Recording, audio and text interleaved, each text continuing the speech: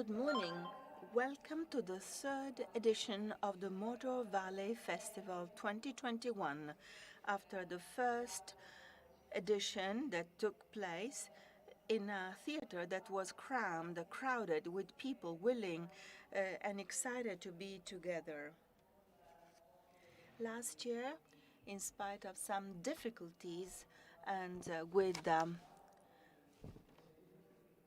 anyway successful results, the Motor Valley Festival was held even though the audience was connected from a distance remotely. This year, we are back again physically with some people in the audience as well as many other people that are connected from home remotely. This is quite a peculiar time.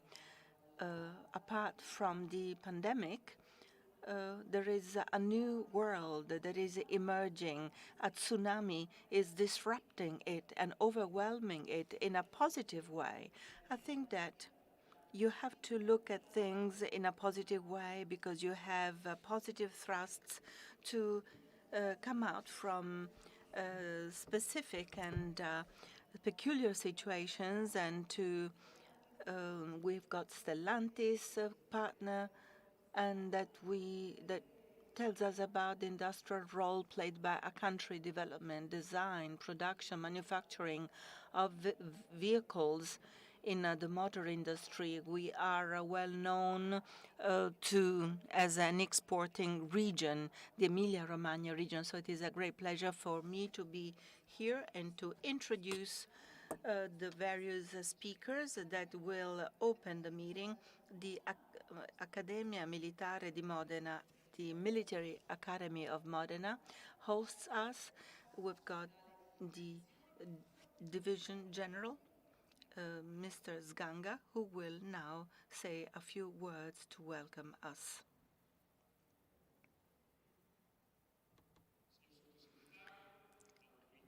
Ladies and gentlemen, authorities, dear guests, good morning. My name is Sganga. I am the commander of the Military Academy of Modena. Let me welcome you to this institute that provides training to our military, that shows a few features of our Italian soul and nature. Let me refer to our traditions and heritage. The history of the Military Academy is a long-standing one. It is rooted in the Savoy Academy that was founded in 1679, that was set up one century before the Seinburg Academy and the West Point Academy in 1802. So we Italians are the first ones who have quite understood that training is the key to pass from a mercenary army to a professional army loyal to a sovereign. Another important feature is entrepreneurship, an ability to take up initiative, especially when it comes to the female gender. The Academy was founded by Duchess Maria Giovanna Battista Savoy de Moor, a lady who therefore continued the legacy and heritage of his spouse that deceased as a young man and continued this project. 20% of new trainees among our officers are women. Another feature is being open to the foreign countries' vision. In 1678, before the first course was inaugurated, the Duchess extended the ability to join the academy throughout Europe, and we are still international with 35 trainees coming from as many as 19 different foreign countries. Within this very Italian context and with great pride, that I would like to welcome all of you to Motor Valley Festival. The Motor Valley Festival is an event that best represents our Italian identity. Let me highlight further characteristics: ingenuity, innovation, performance, design. And looking outside in the square with so many sports cars, that really shows the great passion that is there, and the same passion that we nurture, and that the prospective officers share, that will be part of the army, Italian army, and of the Italian Corps of Carabinieri. And we do that in cooperation and liaison with other partners, authorities, institutions like the University of Modena and Reggio Emilia. Synergism is a further key word that I use in my opening remarks. Motor Valley Festival is an example of synergism of excellence that allows us to serve as a point of reference, a beacon at an international level. And this excellence point of reference allows us to come out from the pandemic. So I really wish you well in enjoying these days of the Motor Valley Festival. Have a nice day, and let's go ahead and with optimism and hope. Thank you. Excellence, professionalism, synergism, education, training. These are the true key words that characterize Motor Valley. And now, the floor to the mayor of the municipality of Modena, Giancarlo Muzzarelli, who is really our host. Good morning, ladies and gentlemen. Dear guests, let me welcome all the various authorities, as well as the institutional partners who once again decided together with us be part of this adventure, of this strategic project, thinking of the future. I would like to thank the Undersecretary Manlio Di Stefano, Stefano Bonaccini, the President of the Emilia-Romagna region, and the Regional Agency for Tourism Promotion. Thanks for supporting us. Let me thank and welcome all of you to our city, to Modena. This is the first opening meeting with high-level experts at an international level, because our goal is to try and organize such a meeting on an annual basis to take stock of the situation when it comes to the motor industry. And I would like to say that with a great pride and satisfaction. We know what we've gone through over the past 15 months or so. It was not for granted that such a meeting would be held physically together, so that together we would find the intellectual, physical energy that we need, and that we need to accelerate growth. We have to push ahead and do it hard, because, of course, this is a message to be sent out to tourists and fans and visitors and citizens and the authorities and manufacturers within this industry. We want to come out from the tunnel and start again.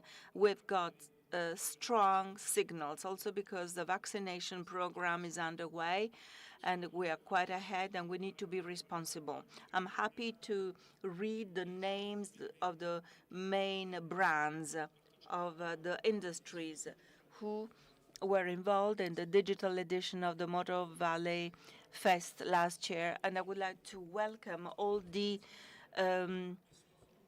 attendees that are who are logged in and are connected to attend this meeting. This meeting is a hybrid meeting that is held both physically and remotely.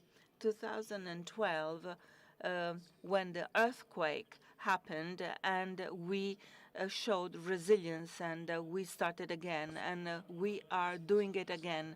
Modena is not just beautiful, but smart and inclusive and full of energy, not just the UNESCO city center, but we are ready to host initiatives and events throughout the city, including the racing center and the other museums, authorities. You are invited to learn better about the beauty and goodies of our territory when it comes to food and wine.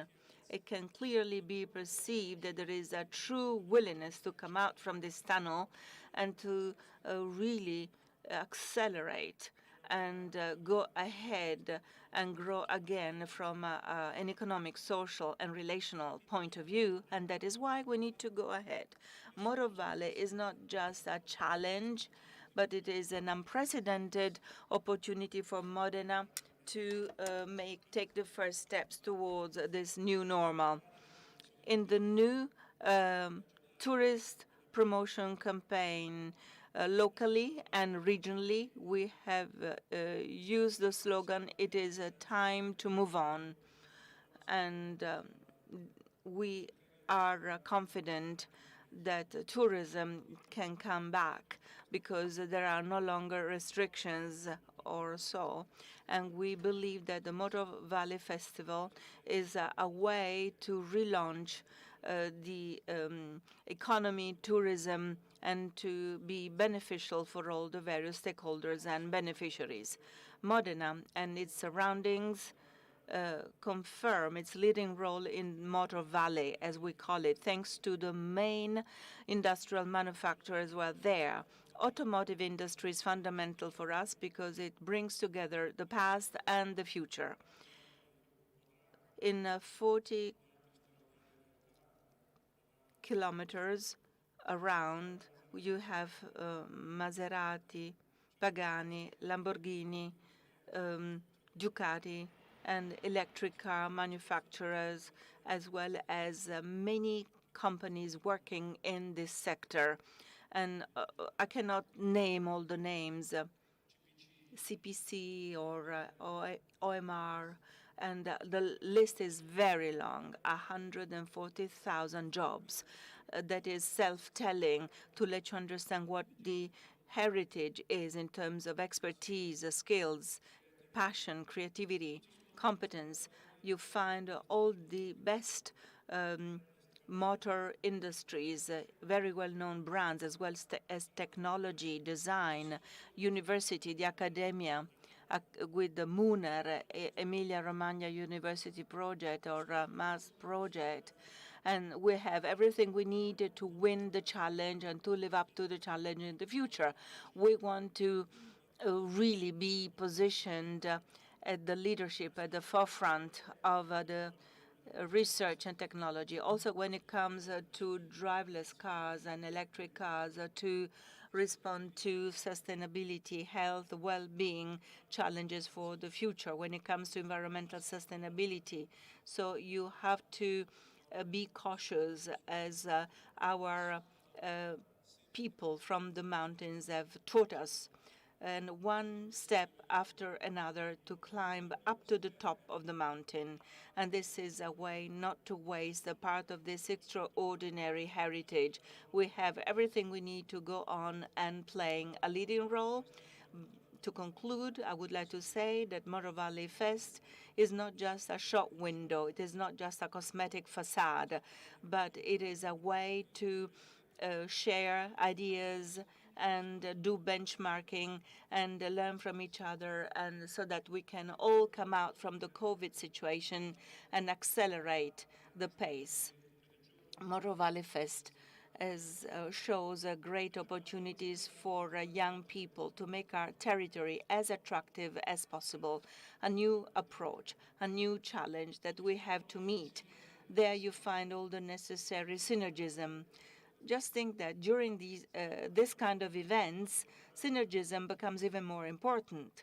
A few facts and figures. We need to recharge our batteries, and this is quite significant that 40 universities, research labs, 60 startups are there, as well as incubators, and we have a leading role played by the CPC Modena Foundation to have the necessary funding to develop opportunities and business incubators, accelerators to let new startups and companies be established and grow.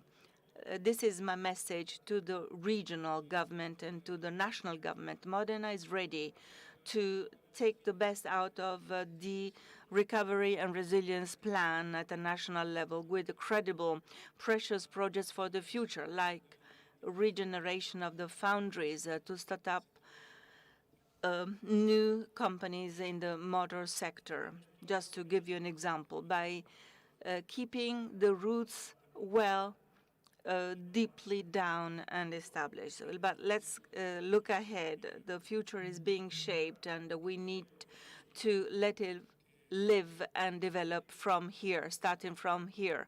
On Monday, we will start again to prepare next edition of the festival. We need to really go fast and accelerate so that we want to show our pluses, plus 35,000 jobs, plus in terms of exports jobs, so that Italy can be also driven towards a better future. We are proud of Made in Italy as well as of Made in Modena.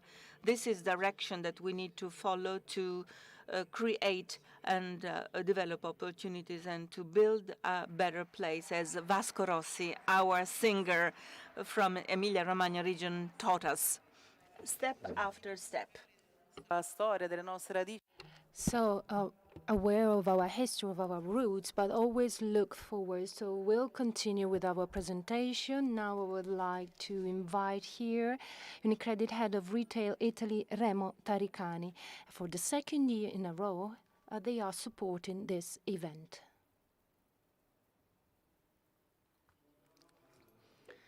Good morning.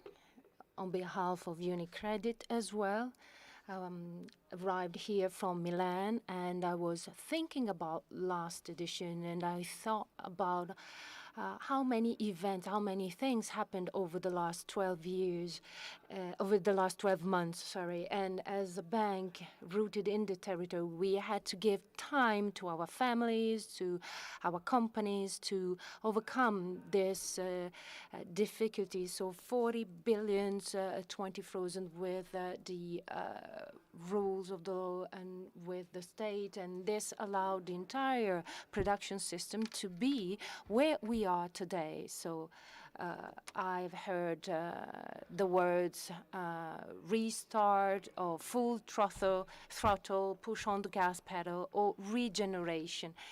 That's another word we like, in particular in a context where territorial capitalism, that is an Italian model, and with an ecosystem like this one, allows us to be worldwide leader in a field like the automotive one, in particular this niche that is by definition a global market, supply chain, worldwide supply chain competition. I think we have to restart from here. We have to regenerate this model that is completely made in Italy, which allowed us to be competitive and which will allow us to be competitive even in the future. So what to do? First of all, we accepted the invitation of the foundation of President Cavicchioli with the CPD to do something real, to, be included in these accelerator events, initiatives, startups, and exchange of experiences between this local area and the rest of the world. And of course, as a bank, we can grant a financial support. We can grant our consultancy. We involved our partners in the plug-and-play initiatives, in the networking capacity with all the large corporates that are here and that we can involve as banks. And then we granted a physical premise, a physical place, in the place of the bank in Piazza Grande, to host the birth of this initiative. So that's an important sign given by our bank to the territory, to the area, to regenerate, to restart. So it's going to be a first successful initiative that we will comment on next year, and that we can be able to export it even somewhere else. Thank you very much. So we have discussed about our pride, our passion, exporting made in Italy. This initiative is included in an important convention, important agreement to implement a project between the Foreign Affairs Ministry and International Cooperation, ICE, and the region Emilia-Romagna and APT Service Emilia-Romagna to support the excellencies of Made in Italy, in particular as for the automotive supply chain. I talked about ICE or ICE, which plays a fundamental role in this initiative. So I would like to welcome the president of the ICE agency, Mr. Carlo Ferro. Good morning. Thank you, Commander, for hosting us here in this beautiful location. Really wonderful. For ICE, this is the first time we take part in this initiative, and I would like to describe this collaboration between the Foreign Affairs Ministry, and I would like to greet Mr. Maglio Di Stefano, the region Emilia-Romagna with Mr. Bonaccini, and APT, and the collaboration with Mr. Burioni and with the ICE. It was a hypercar, so compared to the public administration standards and timing, we went really fast. It is a new project, and I think that the pandemic taught us that new challenges require new initiatives. In the Export Pact, each implemented 15 new things, and one of these is the Made in Italy promotion through big international events in the sports area. So it is a very complex collaboration. We had the Formula One Grand Prix, motorbike worldwide championship. Today we are at the Motor Valley Fest in September in Misano Adriatico with the MotoGP, and then we organize other events like B2B meetings, trade shows, and one for just a case in point, a stand in Motor Valley, Yekaterinburg, where Italy is going to be partner country for innovation, and the Prime Minister of the Russian Federation will come and visit us in our booth, the Motor Valley booth. The collaboration to promote everywhere in the world research initiatives, the collaboration with Mazen Muner, and tomorrow we'll talk about accelerators.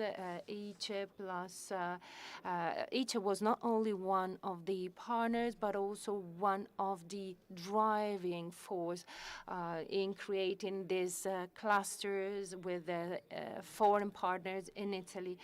I think it is very important to implement new tools and new synergies, because partnership and the collaboration among the different partners and players is the one that is going to accelerate our capacity of meeting these needs. And I'm very happy to be here. One is for the Emilia-Romagna region and the other is for the automotive, of course. Needless to say how important is the Emilia-Romagna region. 14% of participation to Expo, 28 billion as a plus in payments, but the Emilia-Romagna region is able to represent really 360 degrees this idea of culture, products, and of the made in Italy, and this ability of creating clusters between SMEs and great innovative forces in the world. And then the automotive industry. Why? Because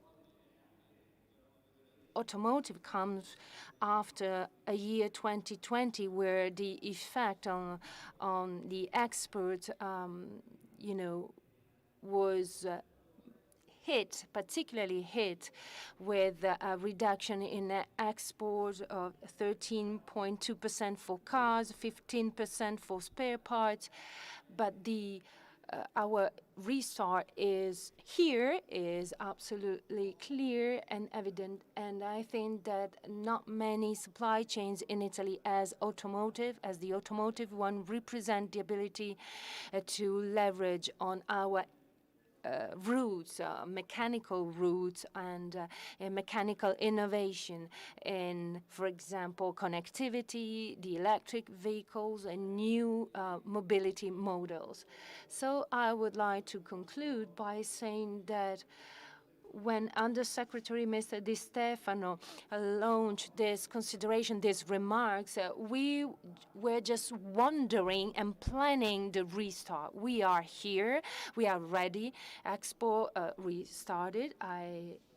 Compared to the first 3-4 months, 2020, it increased by 19.8%, but because, of course, that was not the benchmark, but 4.2% plus compared to the first months of 2019. So we are going well, and I'm sure that the Expo is going to be one of the most important facts and factors of the recovery and restarting. And I think that with the recovery plan, the Italian economy will go full throttle with private-public investments and domestic consumptions. I think that automotive, thanks to its innovation feature, is going to be a driving force both for the Italian and for the foreign markets. Thank you, Mr. Ferro, and thank you, ICE. Now we give the floor to Mr. Giuseppe Molinari, President of the Chamber of Commerce, supporting this important event, and that's the third edition of it. Thank you, and a warm welcome to all of you, institutions. Thank you to the Commander for hosting us in this prestigious historical location, to Undersecretary of State Mr. Maglio Di Stefano, President of the Region Emilia-Romagna Mr. Bonaccini, and all the other representatives of institutions which supported and will keep on supporting the Moto Valley Fest, and which is the capital of motorsports and motor vehicles, and it's going to be a celebration event.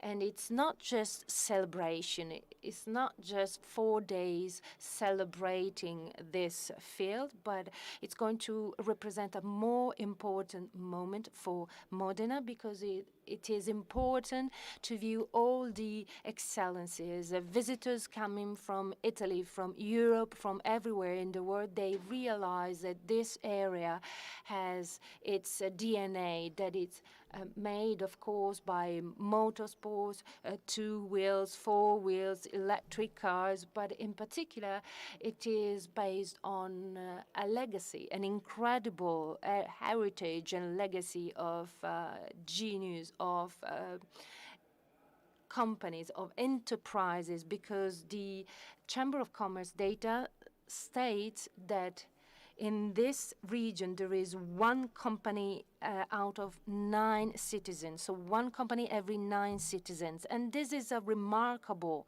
information which witnesses the history, the legacy of our city, of our region, and that's represented by the motto of our municipality, Avia Pervia. So it means that here we can implement something feasible, something credible, aside difficulties that we might meet.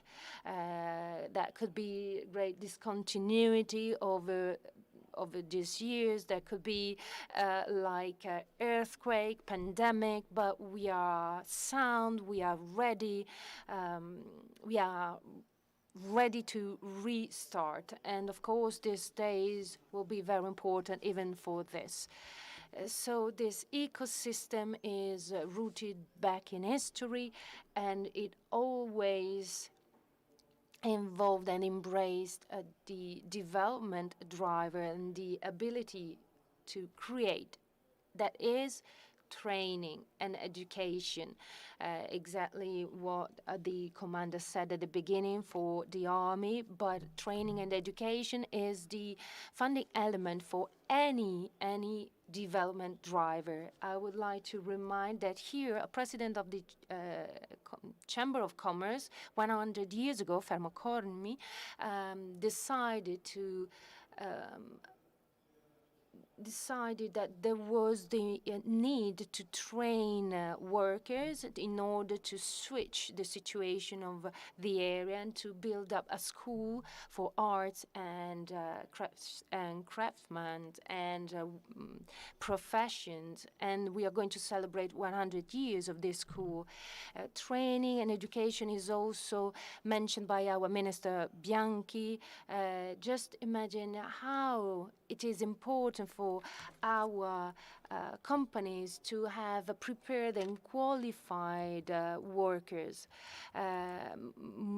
So the university here is a brilliant example on how in this area you can gather skills, you can gather qualifications, institutions, schools, companies, and professional associations. And so it is an example of how this territory can create a system with its skills. During these days, we will talk about research and innovation.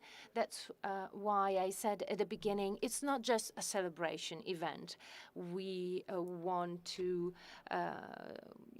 talk about artificial intelligence, electrification, driverless cars, data management. It is really important that for this university, for this city, we can organize maybe a curricula for big data management.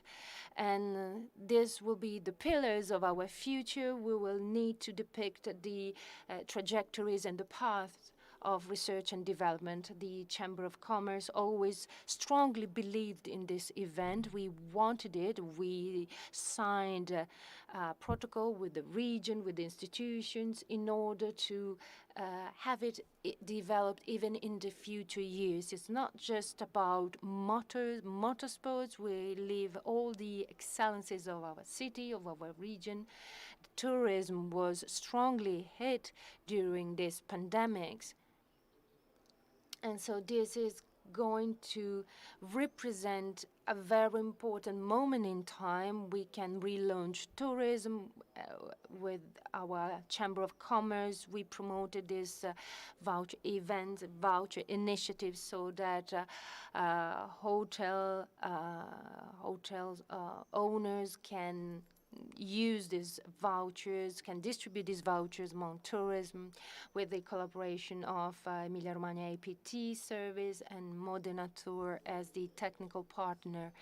And then we have Piacere Modena, the brand gathering all consortia, because we also embraced this initiative in the food industry, so they created this consortium called Piacere Modena. And you also have important tasting events of the traditional products, including the Apennine, the mountain products, which is still not listed in the DOP or IGP products. So welcome, and I wish you a fruitful session. So some people strongly wanted this event and believed in this event. So I would like to welcome the President of the region Emilia-Romagna, Mr. Stefano Bonaccini.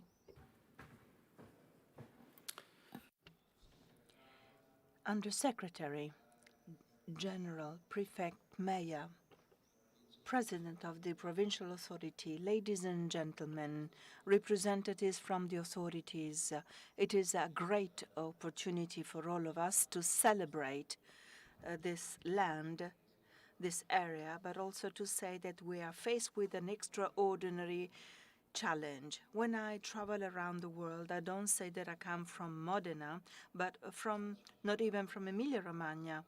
But Emilia-Romagna is synonym with Dallara, Maserati, Ferrari, and Luciano Pavarotti, Massimo Bottura, and so on and so forth. And everybody knows and soon understands immediately where I come from. It is not by chance that this is the unique and only region in the world that is named after a thousand-old way, the Emilia Way, that was designed as a line of separation, a frontier, a border, but now it has become a way that unites more cultural highlights of the Emilia-Romagna region.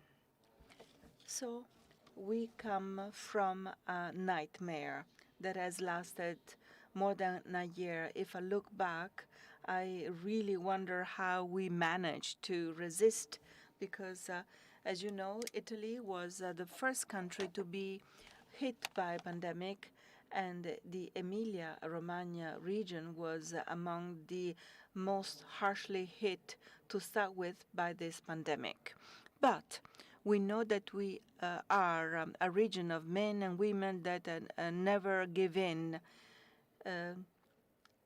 This land in 1946 was among the poorest regions in Italy, and we did our best, and we proved it again when we were hit by the earthquake back in 2012. That was a very harsh earthquake with many buildings that have been rebuilt now, and we will prove it once again after this plague.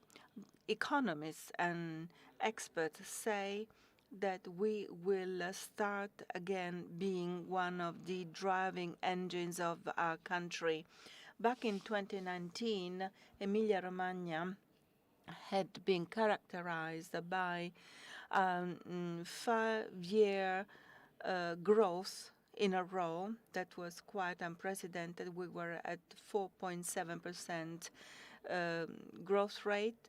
We have lost jobs. Unfortunately, many companies had to shut down, but by the end of next year, Emilia-Romagna might exceed the 2019 GDP that was an all-time record. So with a recovery by plus 10 points of GDP, not just in Modena, in this province, but elsewhere. And this province might rank first in terms of growth in our country. Well, that doesn't mean that in spite of these signs of optimism and success, that doesn't mean that we don't have any weaknesses and shades. There are not just lights, but shades we have to recover in terms of culture, sports, tourism, and other sectors as well. But it is true that we are a land where, if there are sectors that are going through a crisis, because of course, when you talk about events and tourism, it means people meeting together. But it is also true that there is a whole social economic ecosystem that has been set up so that Emilia-Romagna ranks first in terms of per capita manufacturing and export rate, thanks to the presence of manufacturing industries that compete at a global level, not just at an Italian and European level. But since goods are not contagious, they've never stopped. So there are a few sectors, industries that have performed even better during the 2020 pandemic year than before. Of course, mechatronics, mechanical engineering, automotive industry is one of our best and most excellent sectors, in addition to ceramic tiles and food and others. Mechanics, mechatronic, motor industry is now growing, and I think it can help us and drive us towards the point where we can give a helping hand to the rest of the region and other sectors that have been hit by the crisis, as well as the rest of Italy, so that we can recover the ranking that we need and that we deserve nationally and internationally. We have really focused on a few strategic sectors to be competitive at an international level. First of all, training and education. Muner was mentioned. Muner, Motor University, Motor and Vehicle University of Emilia-Romagna, including 4 universities, 10 companies, Maserati, Ducati, Lamborghini, Ferrari, Toro Rosso, Coxa, HPE, AS Formula One, Magneti Marelli.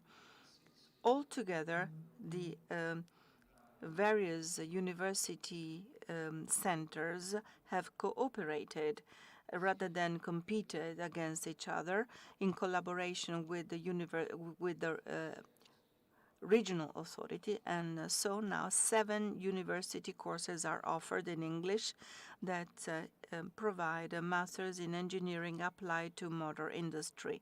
And one of these courses is specializing in the electric vehicles. We need to train new professionals and engineers, because this region, this land, cannot win and live up to the challenge over the next few years unless we improve and enhance our quality of our design and manufacturing capabilities. A few weeks ago, we have realized that in spite of pandemic, there has been a reduction in the dropout rate in spite of open distance learning that had to be provided because of the pandemic. And so we rank first in terms of education and training. This is the way to go to be among the most advanced regions in the world.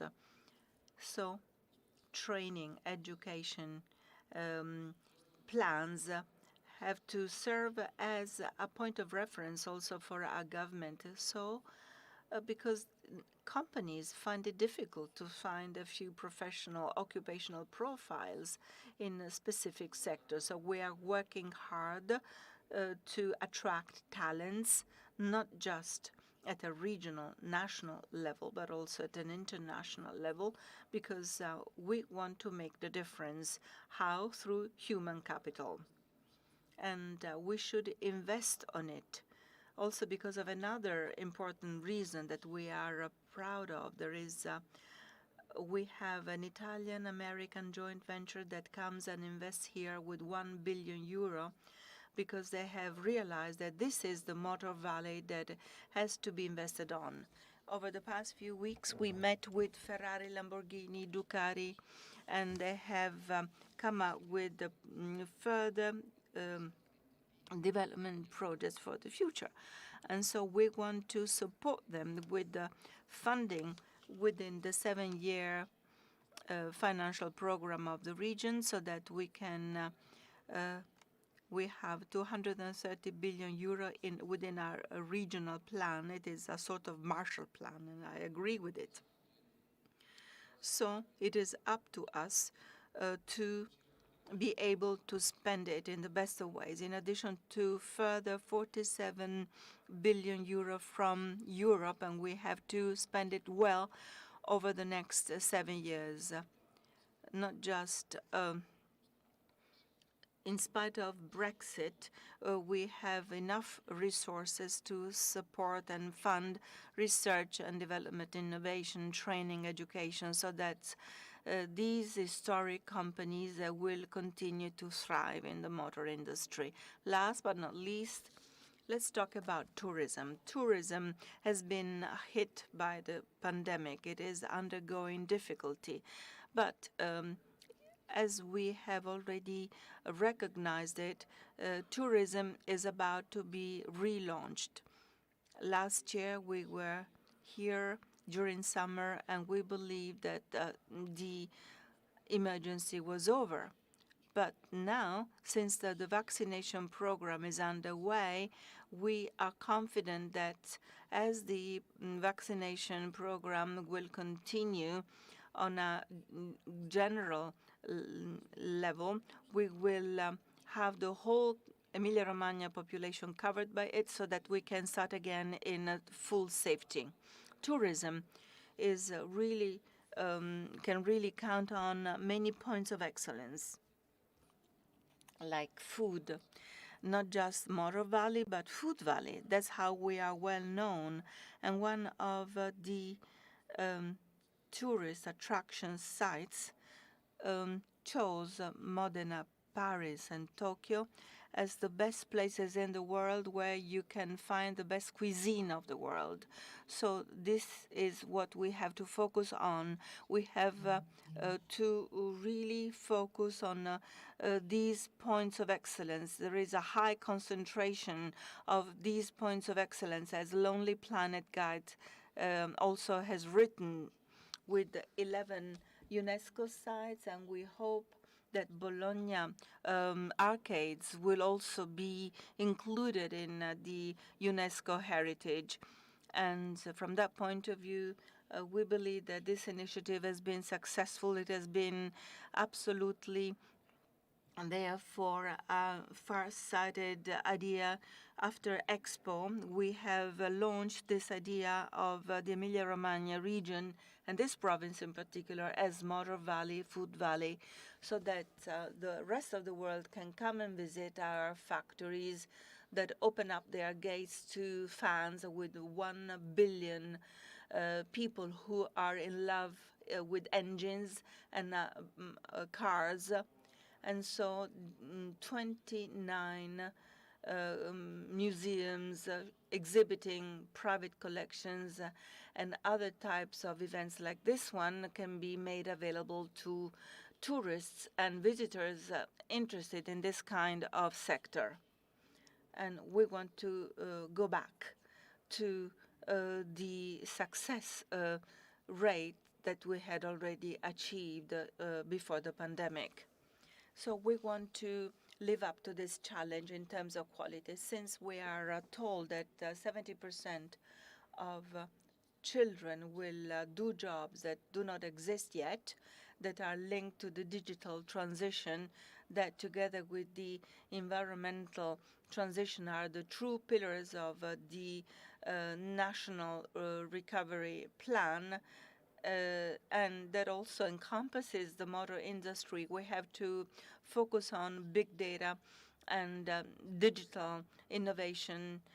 I remember when the Prime Minister came here, and Mr. Draghi, the new Prime Minister, just visited it, and the new minister in charge of transitional technological transition, and Mr. Cingolani, another minister, will come and visit us, and they have been therefore invited to visit the ECMWF, where the big data center has been just inaugurated, so that big data can be made available to the research world and to the industry.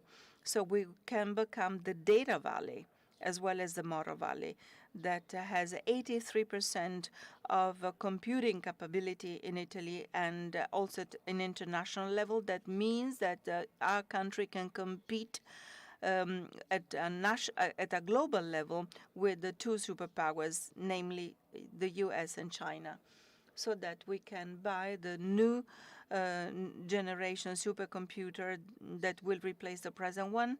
And why has this region been chosen? Because it is a point of excellence. We want to win this challenge. It is a special land, a special region that hosts Superbike championships, Grand Prix championships, and we are working so that the Grand Prix of Imola will be held in Imola next year. And last but not least, let me thank the Ministry of Foreign Affairs, the Undersecretary, Mr. Di Stefano, the Foreign Trade Agency, because we are a true example of made in Italy, so that Italy occupies the place in the world that it deserves, also thanks to our history.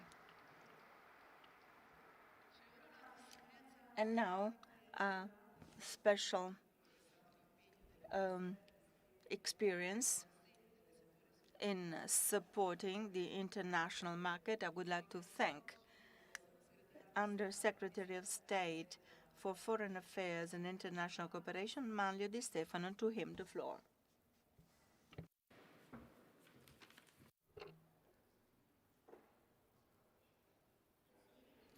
Thank you.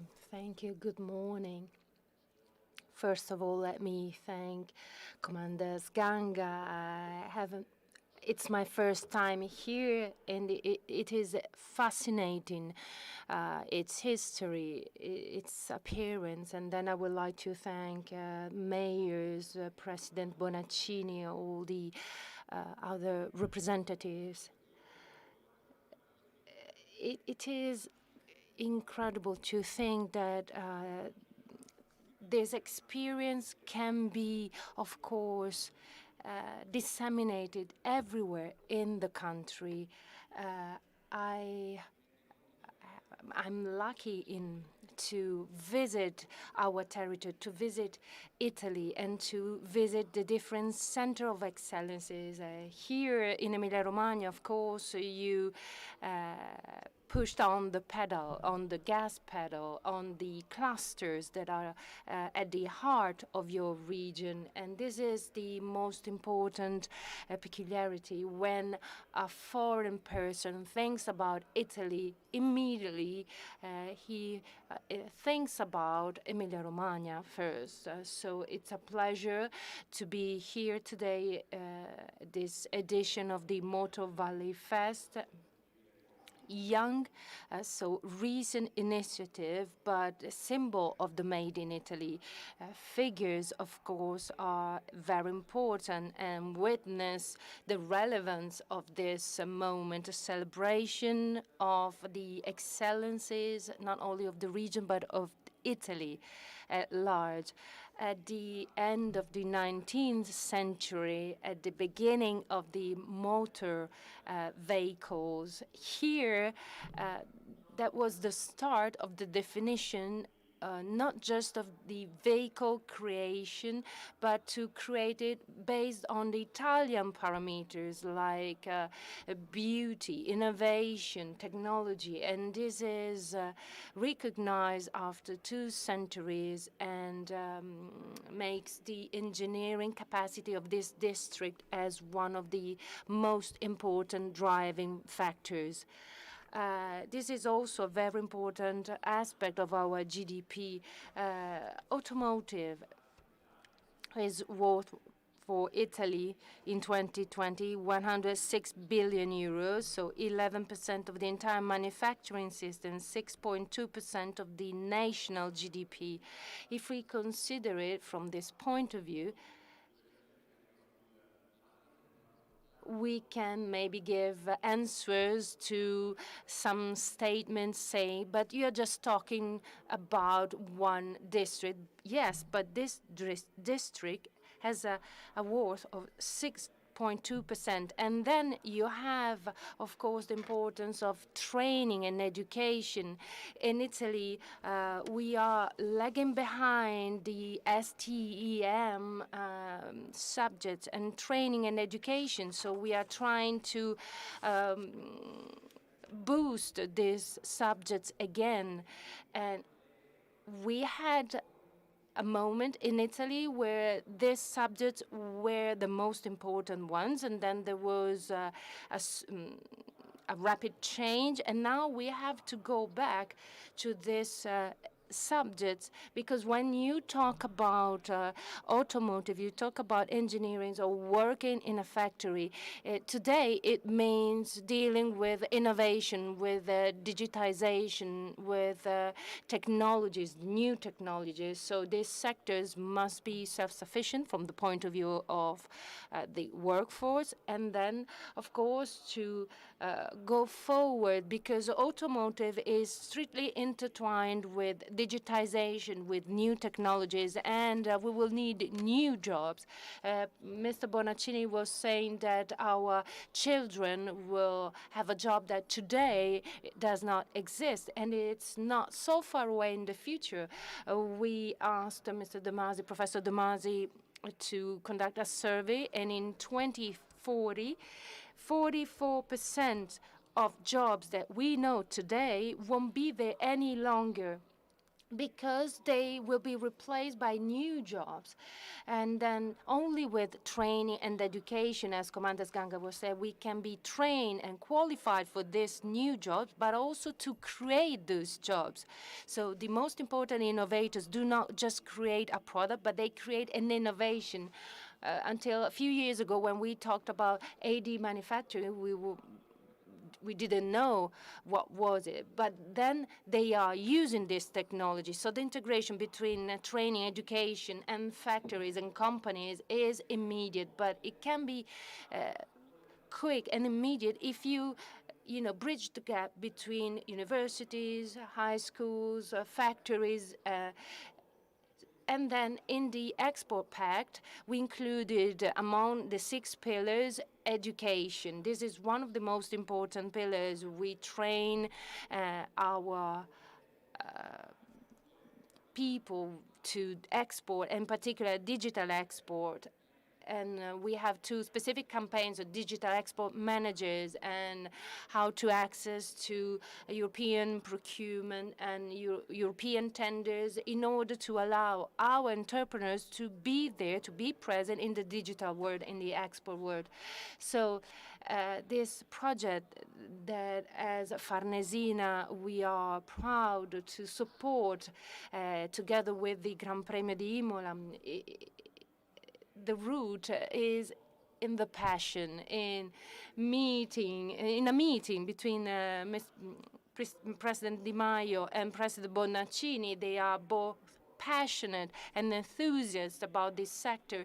And of course, they wanted to relaunch the Made in Italy. So they wanted to create a pathway, involving Made in Italy on the one side and the automotive excellences on the other side. This project was really successful, but it's like a pilot project this year, because due to the pandemic, we of course had to renounce to the audience, to the public. So I hope next year we can have the Gran Premio, the Grand Prix in Imola, with the trade show B2B or other initiatives in the Moto Valley area, or with the Moto Valley Fest and other initiatives, other events, because Made in Italy, of course, must be boosted and promoted with other sports events like the Giro d'Italia or some other events, for example, included in the Expo in Dubai. And we will have the same concept, the same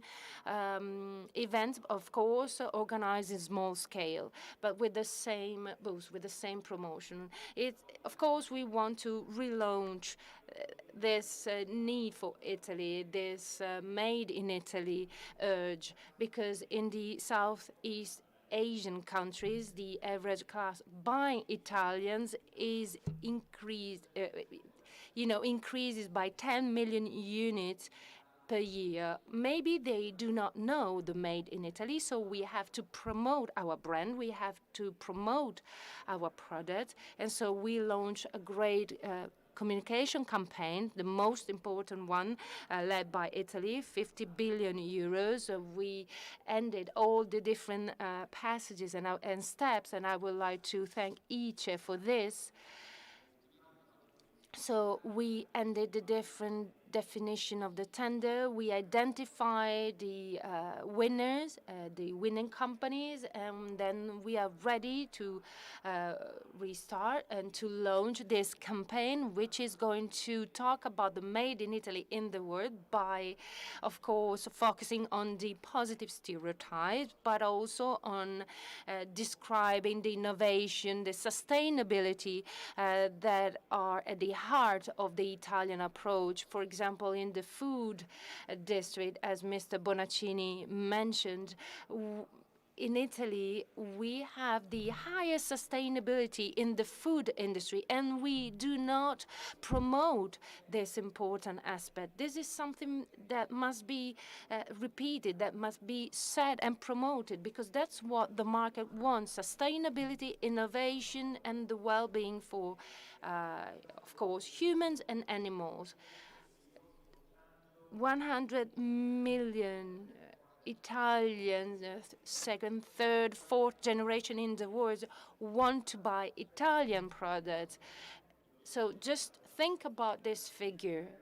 In the recovery resilience plan, we refunded with 1.2 billion the Siemens fund, and the entrepreneurs know what I'm talking about. So it's a fund supporting exporting companies.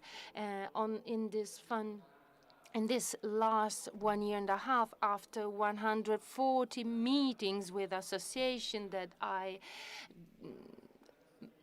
had personally had, 106 billion euros were used and funded in order to promote exportation.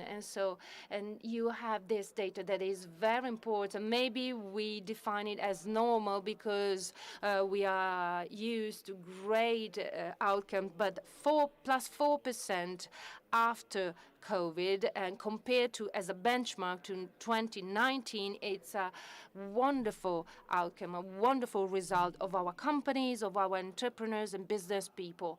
And I would like to invite you to use two portals that we created. One, you see all the posters in these events, and both in the Imola Grand Prix and Motor Valley Fest, madeinitaly.gov.it. Today is just a landing page. So, for example, viewers of the Grand Prix or those browsing the website, you can find in this portal all the Italian shop windows, Amazon, Alibaba, but it's going to be an aggregator of Made in Italy products. And another portal is export.gov.it. It's a portal including all the tools, all the agencies, each such as Siemens and the Farnesina Ministry and regions. I would like to thank Mr. Bonaccini also in his former role of the President of the Council of Regions, because we worked hard with all the regions to implement these tools. Internationalization, of course, is very important and depends on the state, but also on the regions. And these funds, together with the state funds, create a multiplier. It's a multiplier effect, and we still have to work hard on it. And I'm happy to see public today. It was very hard over the last 18 months because we missed the human relationship. So as the Farnesina, as the Ministry of Foreign Affairs, we did everything that it was in our power to ease up the life of business people, of companies, in order to reach an economic result. Farnesina never managed 6 billion in 1 year, and they were granted in order to support our companies, and we must be proud of what we have done. I'm sure you are going to use this fund in the best way. It's a rotation fund, so they will be there available starting from now, and this, of course, will allow you to further boost this district. And if you go outside this wonderful location, you see the wonderful square and the beautiful sports cars. So the world is already changing again towards the electrification, and so investments are fundamental, even for sports cars. So hypercars can go hand in hand with environmental sustainability and the electric. So we need investments, we need know-how of companies, business people, and engineers. And thank you very much, and I wish you a fruitful event. Thank you, Mr. Di Stefano. It's high time to start this event, and I would like to invite Gianluca Pellegrini, head journalist of Quattro Ruote. So, of course, we are here with the classic traditional format in our meeting. The representatives from the authorities that have made their opening speeches, and now the representatives from the industry. We will start with Gianluca Camplone, senior partner from McKinsey, who will tell us about the potentials and opportunities where Italy may excel, not just in Motor Valley, but in the motor industry as a whole. And therefore, I would like to give the floor now to Mr. Camplone from McKinsey. Good morning, all of you. It is always a great pleasure, honor, and excitement to speak here in the place where I was born, that I was trained, and in this academy when I had a first mission as lieutenant in Bologna when I did my military service. Let me tell you about the motor industry around the world, and then I would like to focus on the main priorities, recommendations for Motor Valley over the next few years. So I will refer to McKinsey studies and reports, studies that have been carried out in the automotive sector. What happens in the automotive world with looking ahead towards 2030? We are going through a disruptive time. The whole value chain profit pool is being revolutionized and disrupted. The whole ecosystems are changing within the automotive sector globally.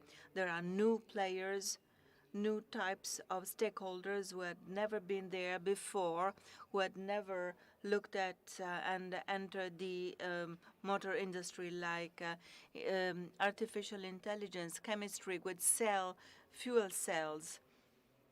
New players, new investors, new stakeholders that are entering this automotive sector, reconfiguring and broadening the horizons of this value chain, of this ecosystem. Something interesting is also occurring in terms of profit pool. It is true that on the one hand, in terms of volume, this sector over the next 7-10 years globally will not grow. Indeed, it might shrink slightly in terms of volume, but as for profit pool, we will see that it will double, because we've got a whole set of added value services that were not there, that are unprecedented, related to connected car, mobility services. I mean, all these value forms are totally new that are coming into place.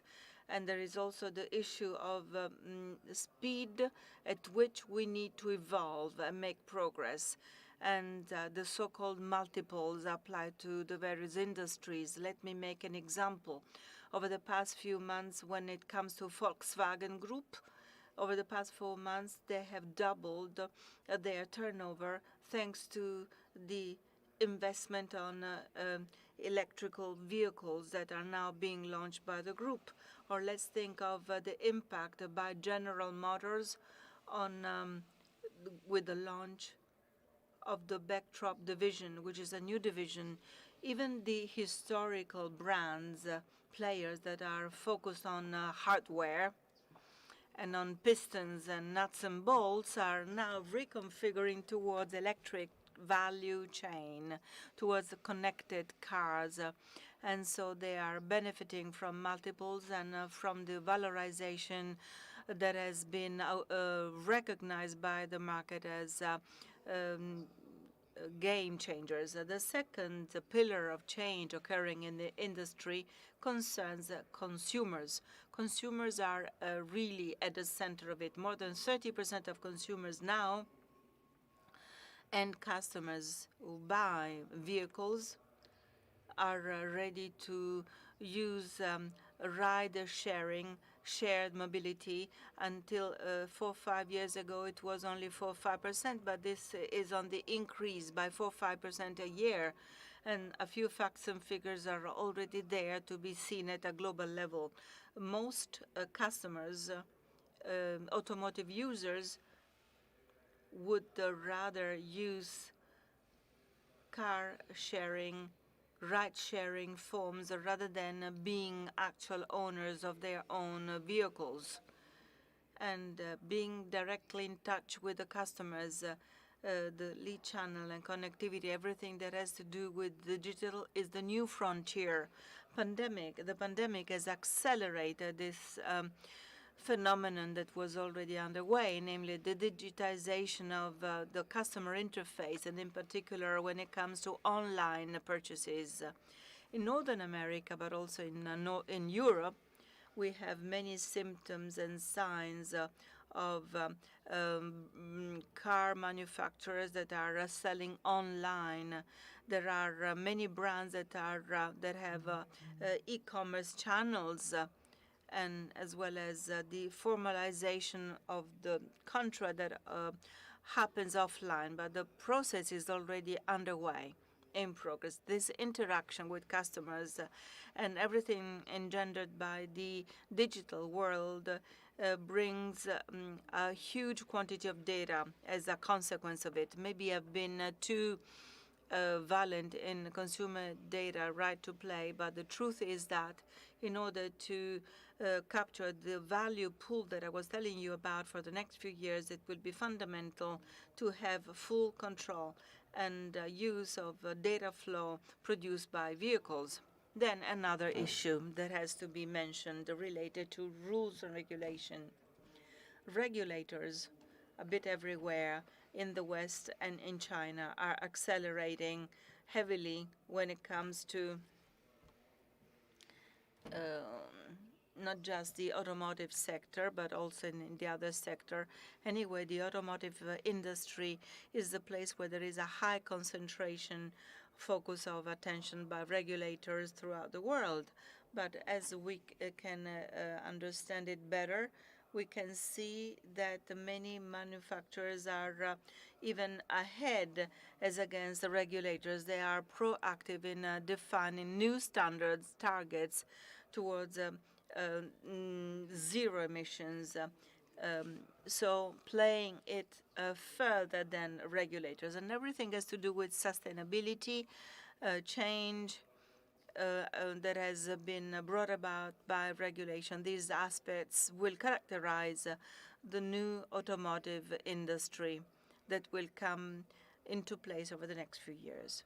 It might sound obvious, but there are many implications of it already. I've told you about connected cars, many software players, because the true revolution doesn't really happen when it comes to electric vehicles that were already there. They were, designed already 1 century ago. But the true revolution lies in the software of vehicles, of the ecosystems that are in touch with the cars, vehicles, cloud services. The fact that Amazon invests such a lot on cloud services, even in the automotive industry, is by itself self-telling. This is the new frontier of the automotive sector. This is a big challenge because the automotive competences have to do with mechanical engineering, car engineering, that has nothing to do with data science and data engineering. But I mean, these competences have to be developed, and this is a challenge for car manufacturers, especially when it comes to historic brands. And this is also a challenge for the new startups, like in the US and China. So this is their strength of these new startups. And there's something else that I want to mention, geopolitical implication, the polarization between East and West. On the one hand, we have got the Western world, namely the US and Europe. On the other hand, we have China that is investing so much and that is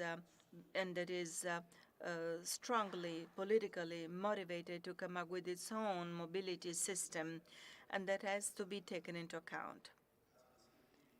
Silk AV case is quite interesting, putting together these two worlds, and chooses this region as a bridge between these two realities, the East and the West. A few facts and figures, some evidence to support what I've just said. This is the snapshot for the present and the outlooks for the future.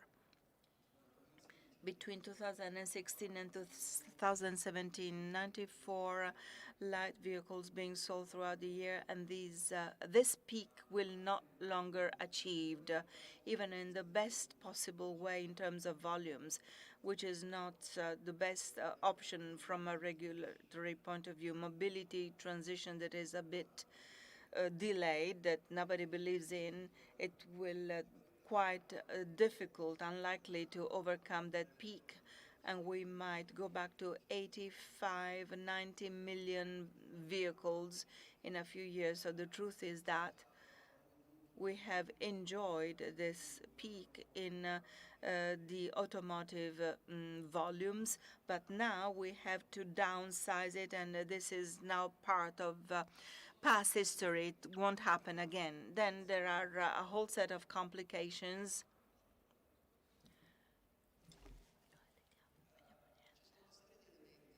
There is a set of factors that explain this phenomenon. In metropolitan areas, it is ever more difficult to use one's own private car.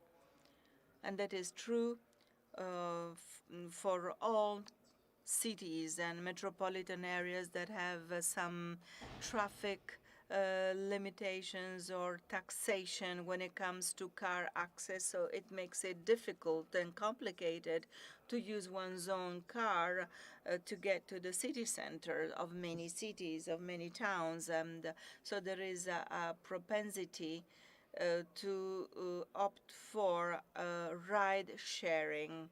And that has to be taken into account by motor valley factors, because when we talk about taxation, there is an impact on any kind of a vehicle, be it mainstream or luxury. So this is a trend to be taken into account, borne in mind. A further factor now. And so this is the tendency observed among customers. Customers are changing, their identity is changing. More than 60% of customers, this is an average, a survey that has been carried out in the world, in the main metropolitan areas in the world, but these data are quite impressive. When we say more than 60% of car users or automotive users would rather have a form of shared mobility. So rather than owning one's car, one would rather share mobility solutions. Of course, that has nothing to do with Maserati or Ferrari, but this is already quite self-telling about the propensity of end users, of car users. Other aspects can be highlighted that are related to sustainability that becomes ever more important.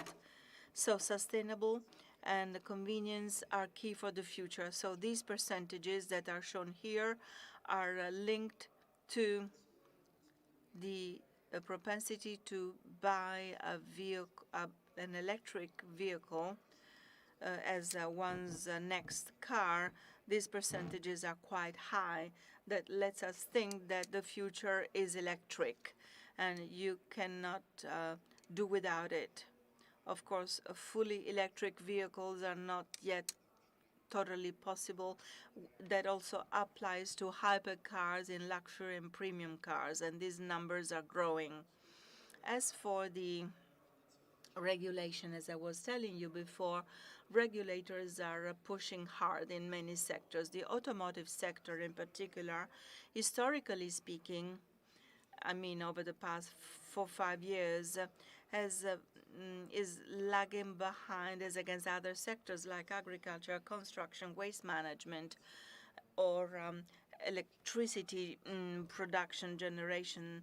Well, as for the automotive sector, it is still lagging behind in terms of pollution reduction.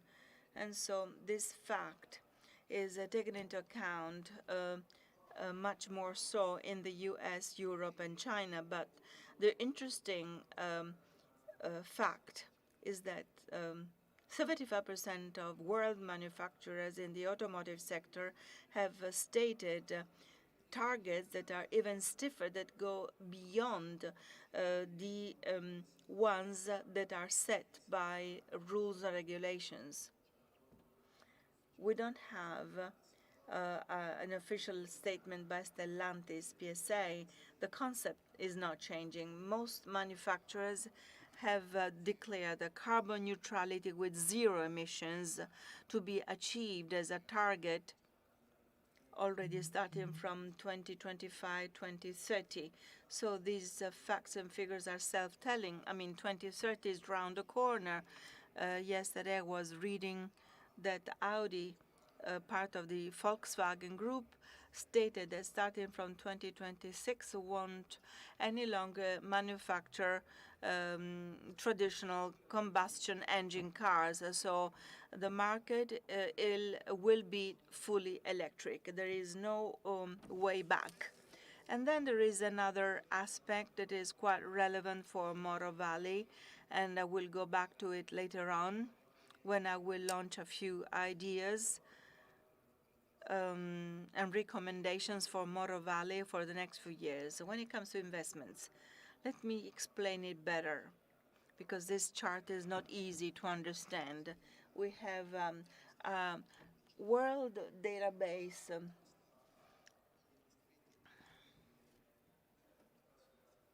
and so the automotive sector, if we zoom on technologies, autonomous connectivity, electrification, and shared mobility, we find $330 billion dollars invested in these new technologies. So a big, impressive number. 2,600 companies and more have, in a way or another, benefited from such an investment, and with more than 60,000 patents that have been filed thanks to investment. And if we enter into greater details, this chart is quite clear. The main shares are autonomous drive and shared mobility technologies.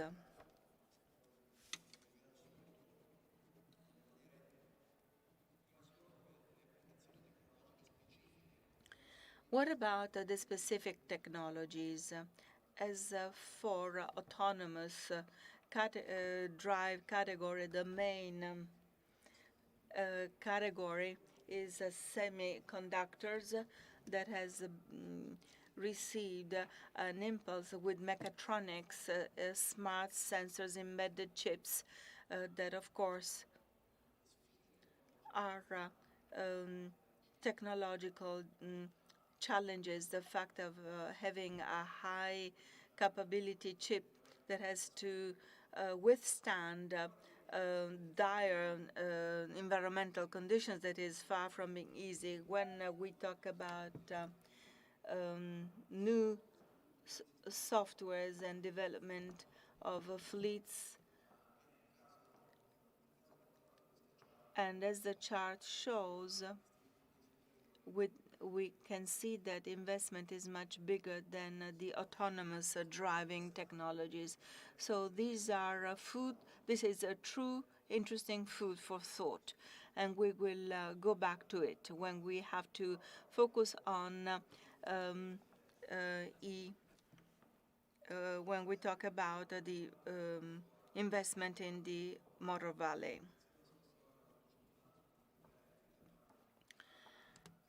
Last year, we talked about electric mobility, but this year we also need to talk about hydrogen. Hydrogen is a very interesting energy source that is becoming ever more interesting, also because of lower costs necessary to produce hydrogen and because of technological innovation that makes hydrogen production from various sources easier and easier and more economically sustainable.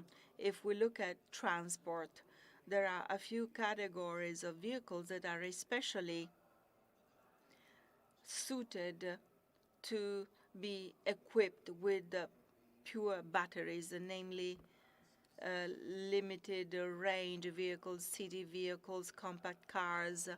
But if we look at applications of hydrogen, apart from aviation and shipping that we're not talking about today, there are many other applications related, light trucks or commercial vehicles or longer range vehicles that would benefit from hydrogen applications. And in particular, in this region, there is Marelli Powertrain and a big technology expertise. Combustion, hydrogen combustion might allow us to reuse investment that has been already made in factories so that there can be a conversion towards hydrogen. For example, when it comes to buses, this hydrogen conversion might concern buses so that diesel engines might be converted into hydrogen combustion engines. And now, well, let's talk about luxury vehicles.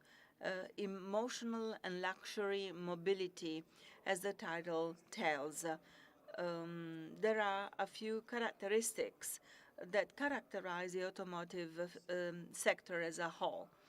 The fact that, as I was saying before, there is divergence that increases between China, US, and Europe. Connectivity and design are fundamental, are becoming increasingly fundamental together with brand in a world where engine that characterize the vehicle now becomes electric.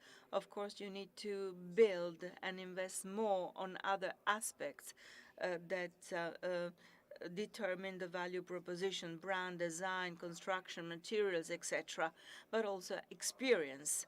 But the interesting thing about it, as the various segments show in the various geographical areas, premium customers, by definition, we mean luxury customers, are the pioneers of these changes, the ones that are more aggressive and open to new experiences and to try out new avenues. For Motor Valley, that is highly specializing in a luxury and a premium and sports cars, this is fundamental.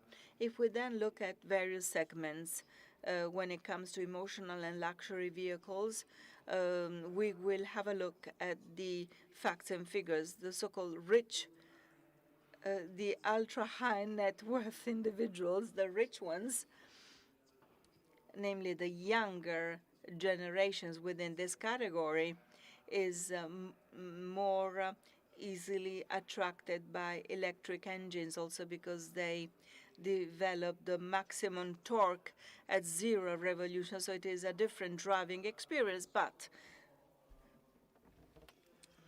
there is a strong growth in the emotional and luxury sector. and with this propensity linked to electrification.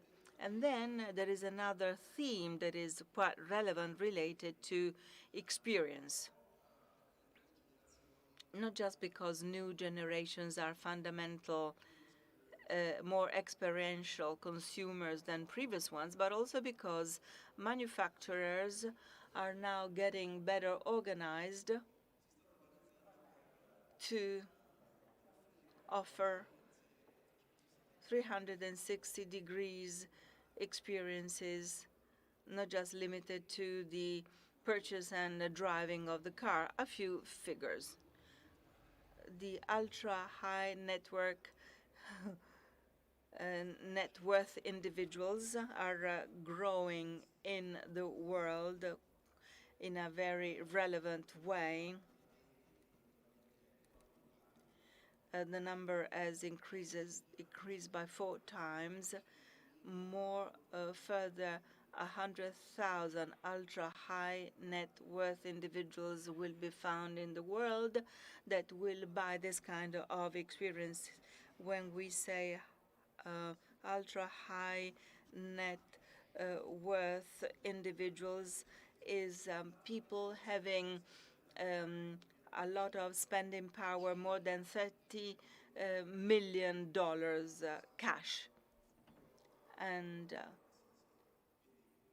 we can see that this is how the market is broken down when it comes to this concentration.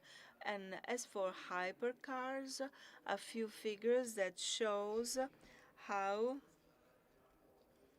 electrification share is substantially increasing in the hypercars segment. By 2025, if this data is true, more than 60% of hypercars will be electrified, which means that will be equipped with full batteries of plug-in batteries, so with electric portion that is not negligible. And so the combustion engines, the combustion powertrain will be confined to vintage cars, to the old, the traditional collectors that are still looking for the noise of a combustion engine, whereas the new generations are looking for electric mobility, electric powertrain that is absolutely powerful. A few more words, a few examples of experiential activities that can be observed and that serve as a point of reference for the Motor Valley sector.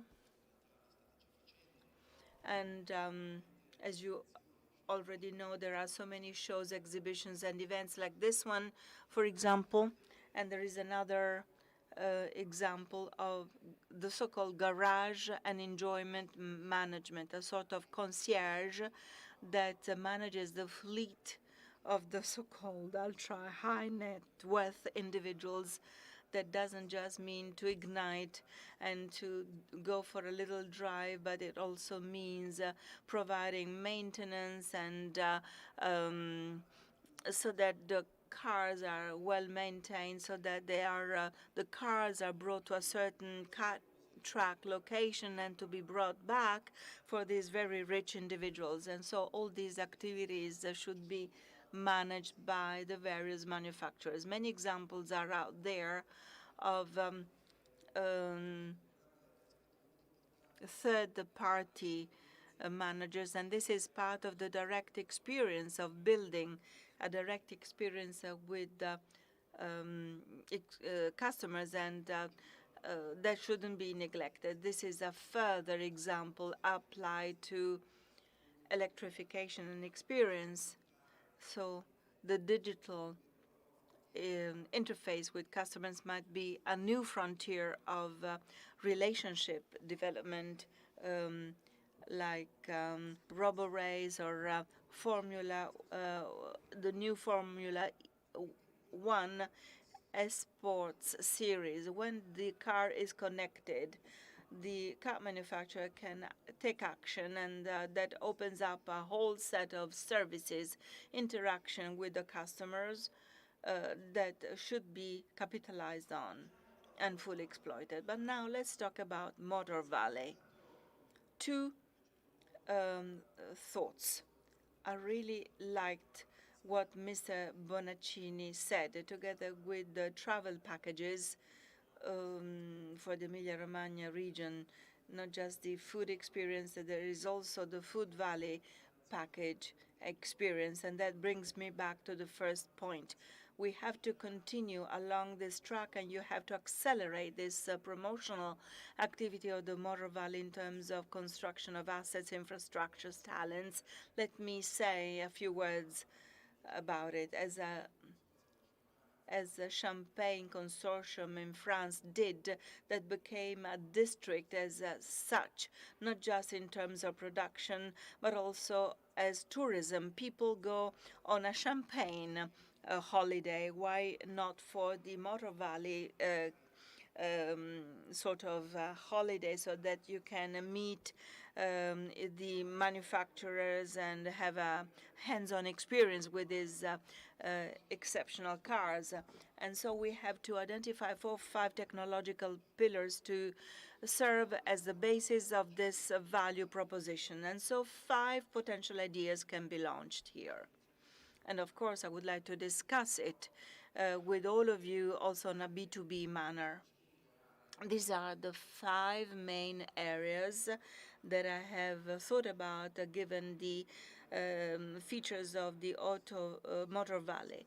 First of all, the high performance batteries. Many new technologies are now being developed, and so the battery technology is just beginning. The next 5-10 years will be fundamental, and the battery density and charge will more than double over the next few years. So please, you have to seize this opportunity, especially because you are specializing in high-performance cars, and you have to find partnerships with cell manufacturers that has to do with the chemistry industry, and then the battery pack, battery management system that puts together chemistry, software, knowledge of the vehicle and how the vehicle uses energy, the power deriving from batteries. And this is a possible track. And then the lightweight materials, there is a big school with Lamborghini, Ferrari working on it, on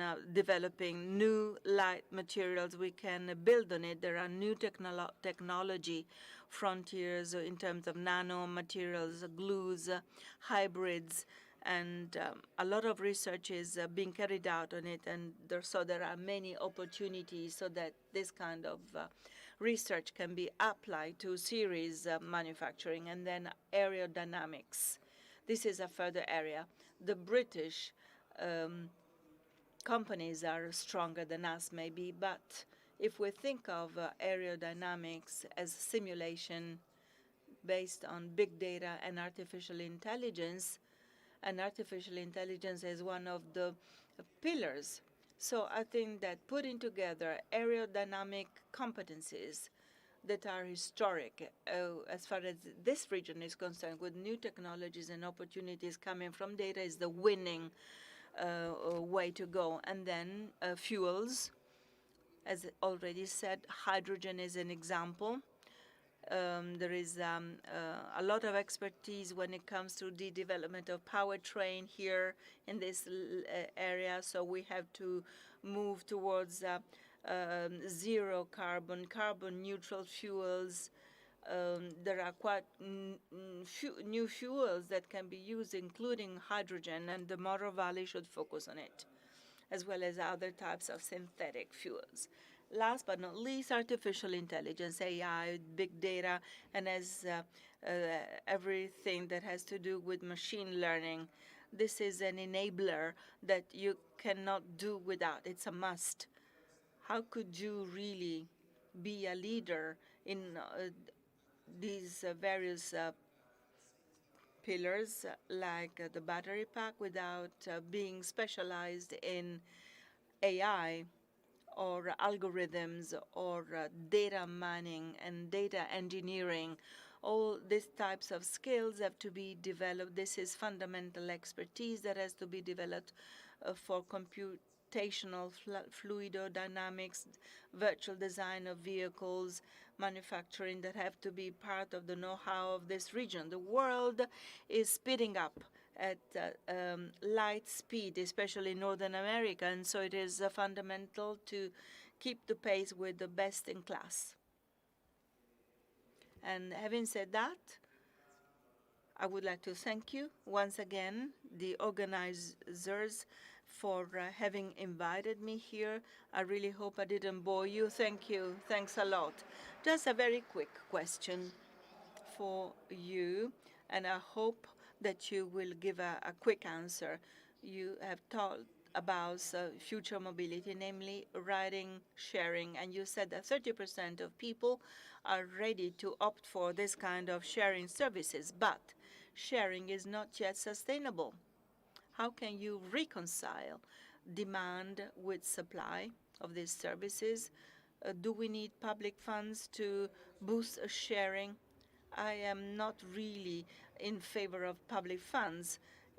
If it is not yet fully sustainable, it mainly depends on where you are within the value chain. There are a few steps where the economics is not bad.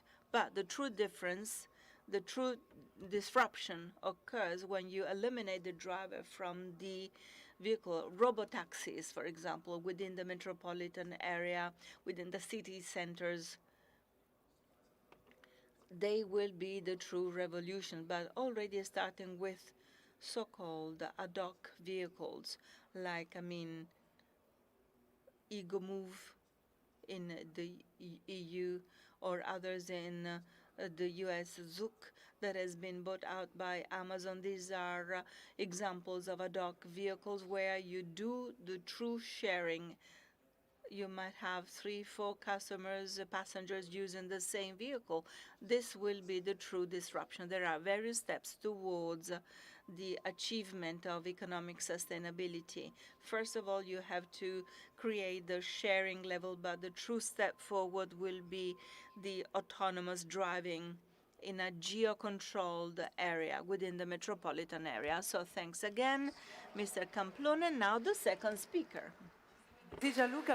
Let's move to the second guest.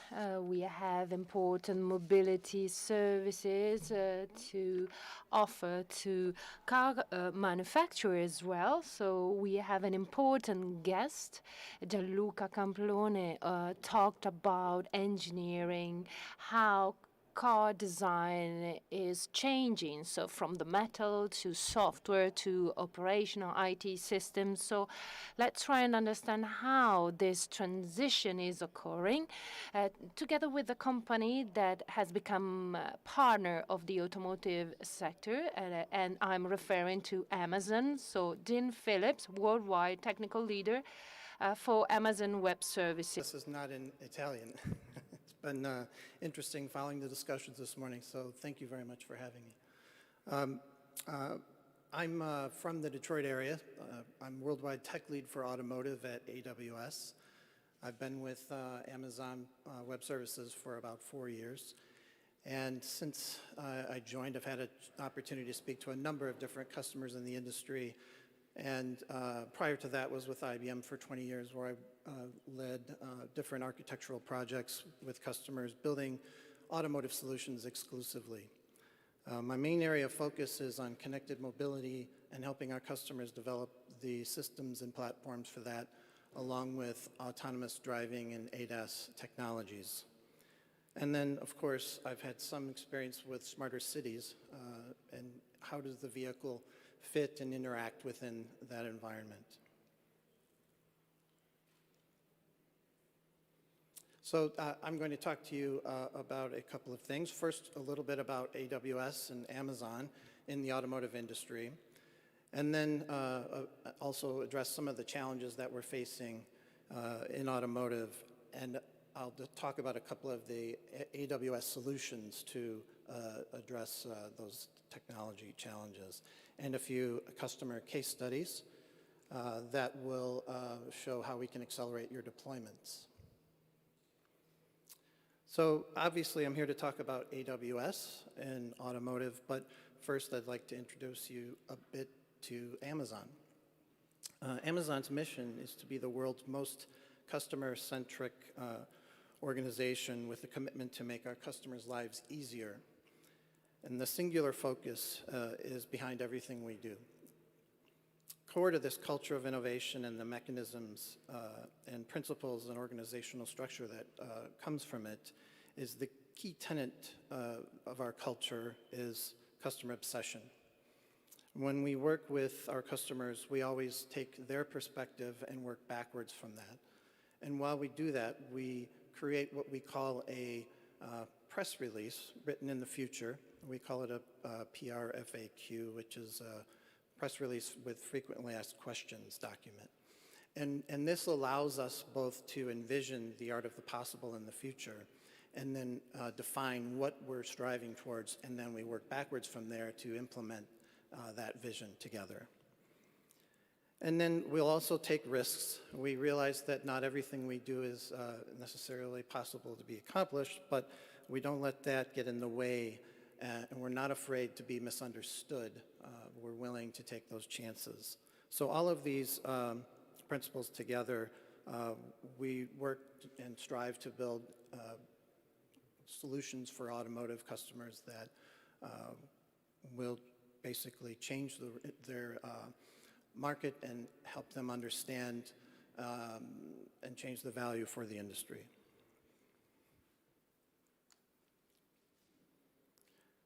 So a little bit about AWS. Obviously, we've worked with many of, if not all of the OEMs in the business and the tier one suppliers and the different startups, the mobility companies that make up the industry. We focus on building customer solutions. We have a number of automotive specialists with over 23 years of experience on average together, where we can each have different specialties to address the different workloads in different parts of the automotive business. And in the meantime, we've been awarded been recognized by several different analysts and organizations for our ability to address customer needs in the mobility and connected vehicle space, among other areas.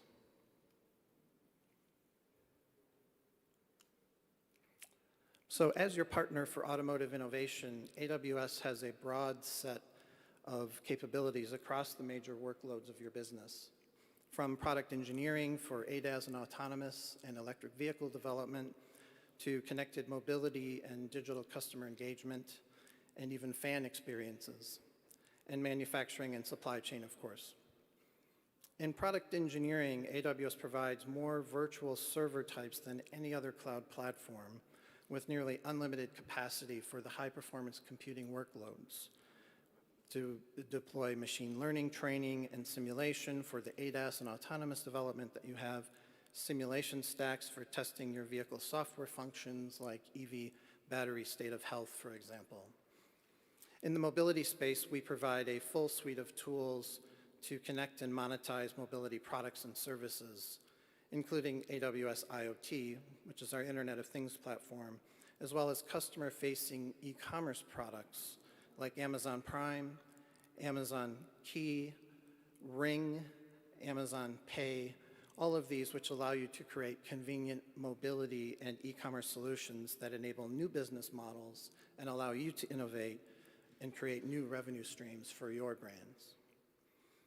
Uber and Lyft, of course, are the two largest mobility companies in the world, but they were born on the cloud and born on AWS. And global OEMs like Ford, Toyota, and BMW Group built their connectivity platforms on AWS to provide global scale and performance. And next, I'm kind of excited to talk about the sales and marketing opportunities with our partner ZeroLight, where we've helped Audi and Cadillac and Lucid build engaging B2C vehicle configuration technologies that include lifelike renderings of their vehicles where these are rendered electronically, not actually photographs, and they appear to be lifelike, almost like liquid on the screen. And this is done by using our high-performance graphic processing unit virtual servers. And of course, what's very relevant to this audience, and I can't forget to mention the recent partnership with Scuderia Ferrari, where we have announced that we'll work together to develop a digital engagement platform for their racing fans, offering immersive and personalized content directly from the track, as well as addressing other areas within the engineering space. So in the manufacturing and supply chain area, we're helping customers transform their operations from the ground up. Example with Volkswagen Group, where they chose Amazon as their partner to build their digital production platform. This connects millions of machines across 125 different factories around the world, across a supply chain of over 30,000 different facilities, with the goal of improving manufacturing performance by 30% overall. And how they relate to, for our automotive customers to become digital automakers of the future. I was really excited to see this Gartner report that was published about this particular topic, where they describe how automakers need to focus on digital innovation by leveraging cloud service providers like Amazon Web Services and our competition, but more importantly, to develop a mindset that promotes flexibility, where agile development, rapid deployment, and unlimited scale are the new normal. In this document, they have challenged you to challenge the status quo to transform your corporate culture. They say you need to assess the hiring and retention strategies of technology companies and adopt practices that help you attract and retain top talent in your organization, as well as acquire talent outside. You also need to harness a software-centric approach to enable new services and revenue streams in your business. And you also need to understand how a platform designed for digital mobility can optimize your business models, deliver enhanced customer experiences, and protect your business against moments of volatility or uncertainty. An example of something we've all faced is the chip shortage and how it's affected the production of automotive products. So now that I've said that, I'd like to dive a little deeper into what I believe is most important issue in front of the automotive industry today, and that is software and your path to developing the software-defined vehicle.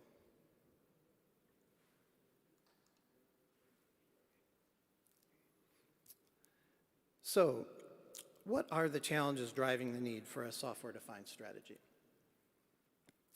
Obviously, the CASE technologies have driven much of the transformation, but specifically with electrification, this forced the connectivity of the vehicle to the cloud so that you could monitor and maintain the status of the battery and its performance, and also alleviate the anxiety of the driver to understand how much capacity that they have with the range.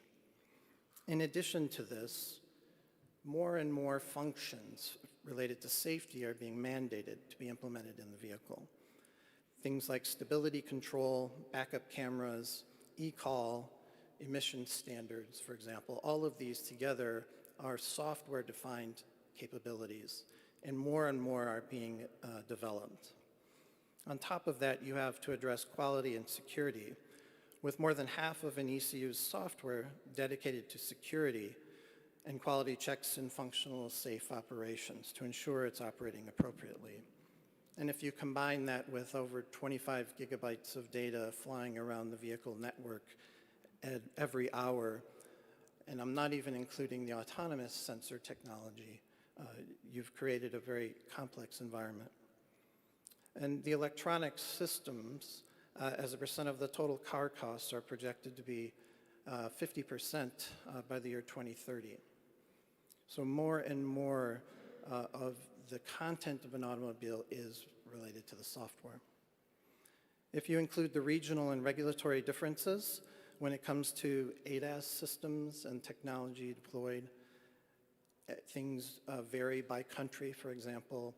So if I have an L3 autonomous capability, I need to ensure that it will operate and adhere to the rules of the road in every country that it operates and understand the languages on the road.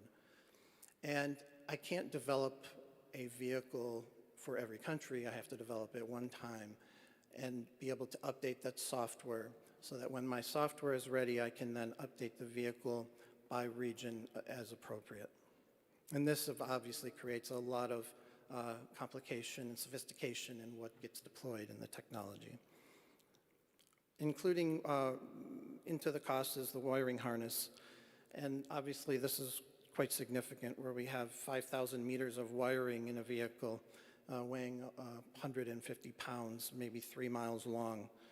And when you consider the consolidation that's happening before we get to zonal computing technology, we're also adding a bit more of the wiring.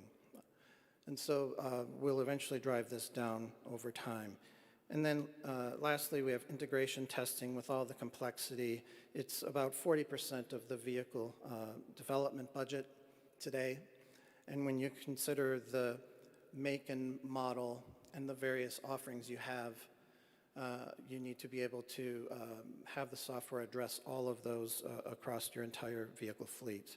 And lastly, the supply chain fragility that we've all experienced with COVID, and the fact that the chip shortage has affected what products or what features we can release with their products. When I look at the vehicles at the dealerships back home in Michigan, for example, I can drive by a dealership and normally would see 400 vehicles. Now I see maybe 20% because there just isn't the ability to put the content in the vehicle. So if we consolidate to a hardware platform, reducing the number of chips that are required in the vehicle, we've reduced our exposure to supply chain concerns. There's a very interesting article on this topic that you can see in this link if you have the charts later.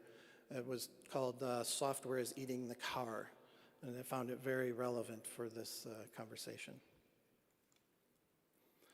So obviously, software-defined is not just an automotive challenge. It's a cross-industry opportunity. When you look at it from my colleagues in the urban air transport with flying vehicles and autonomous shuttles that move people around, to even robots that deliver goods to your doorstep, like the Neuro vehicle in the top right, and of course my favorite, which is the Scout robot in the bottom right, that's built by Amazon. So one day this little guy will cruise the sidewalks in your neighborhood to deliver packages to your doorstep. We're also seeing an opportunity in the electrification of 2- and 3-wheeled vehicles globally. And this is, I've had a number of conversations with different startups and mature automotive and motorcycle technology companies where they believe there is a lot of promise for this in the industry as a new area of growth. But it only makes sense, obviously, if you have a good electrification strategy. Enabling technologies for the software-defined era, a number of things. The Internet of Things technology where we connect everything together. If you have consolidated your data into an enterprise data lake, you can start to mine that for information and use that combined with machine learning to create algorithms that you can deploy in your vehicle that will not only support the autonomous functions, but address and anticipate climate change needs and also perhaps engage different performance and handling characteristics autonomously for you. And of course, edge to cloud, we're deploying footprints of the AWS cloud in the telecom network at the edge of the network, very close to the vehicles, so that you can have ultra-low latency to create new experiences. And then hardware consolidation and virtualization is enabling this software-defined opportunity by bringing born-in-the-cloud technology, giving us the chance to have environmental parity with the same chip design that's in the vehicle as in the cloud. And so we'll be able to reduce your hardware in the loop testing and do more simulation and validation. Of course, we need access to the data in the vehicle in a secure manner that developers can use to create new capabilities. So now that you can open up your vehicle development opportunity to partners for usage-based insurance or perhaps for geospatial applications in the vehicle. And lastly, we need a way to encapsulate the software and deliver it to the vehicle, and we can do that with cloud technologies like containers. So once you have all of this and you get to the hardware consolidation opportunity that we're experiencing today, you all know this quite well. We're building solutions with our customers today targeting the domain architecture where we've consolidated to 3 high-performance computers in the vehicle today, but in the future, around hopefully by 2030, we should start seeing fully zonal architectural deployments in the vehicles with 1 to 2 high-performance computers where all functions, including functional safe operations, will run side by side with infotainment on the same hardware runtime in a mixed critical environment. And lastly, cloud native is a journey. We just want to say that this is a journey that we're on. We're helping our customers as they move from the traditional embedded environment across multiple electronic control units to become more cloud native by showing how we can leverage AWS cloud services and deploy on these high-performance computers I mentioned earlier. Just a couple of points I wanted to make around machine learning. Giancarlo mentioned the importance of this. I can't stress it enough. We have the largest portfolio of machine learning technologies and services in the industry. We've developed a workbench that a software engineer can use to become effectively a data scientist without being one, to be efficient at adopting this technology and deploying algorithms that you can develop for your vehicle. And then, of course, across the top, we have the AI services that you can invoke via APIs that are very easy to use, even things like recognition that you can use for manufacturing quality, to recognizing human faces, and to things like forecasts, which can help you optimize your supply chain. One of the challenges we all face, obviously, is how do we train our people in this space? So we've developed a couple of fun toys, I would like to call them. In the left side of the screen, you'll see the little vehicle. This is called the Deep Racer car.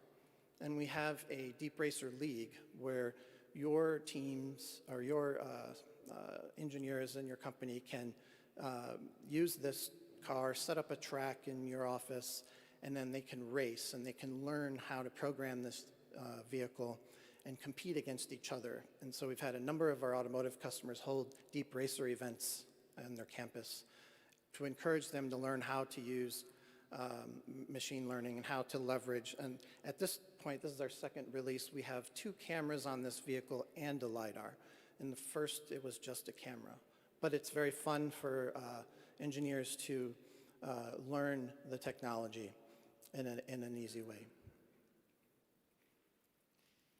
We have, obviously, some solutions that make it easier to get to deployments. So if you're building your next generation connected mobility or connected vehicle fleets, back-end solutions, we can help with our connected mobility solution. We've developed this over the past 4 years, and we're about to release the next version to make it easier for you to do that. We've also developed an EV mobility services platform with our partner Accenture, where we've been able to create a solution that allows you to take away the complexity of the charging experience. So we'll have one wallet where you can pay and go to any charge point, and we'll do all the integration for you at the back end so that you're able to charge at any place your customers will go. We also will integrate that into your vehicle stack, into the head unit in the vehicle, and help develop the navigation and planning for a trip, for example. And then lastly, I'll just close with a couple of case studies. I want to share, of course, the Scuderia Ferrari announcement that just came out, where they will use AWS machine learning and analytics and our compute capabilities to accelerate innovation across the organization, and of course to create a digital engagement fan experience for their customers that enjoy watching the races. In addition, the Amazon Alexa team has worked with Lamborghini to create a complete control experience within the vehicle so that you can use natural language to invoke different functions within the car. This is really exciting, and you can see on the Lamborghini page where they show you what that experience looks like. And BlackBerry and AWS have partnered together to help you develop your next generation software-defined vehicles.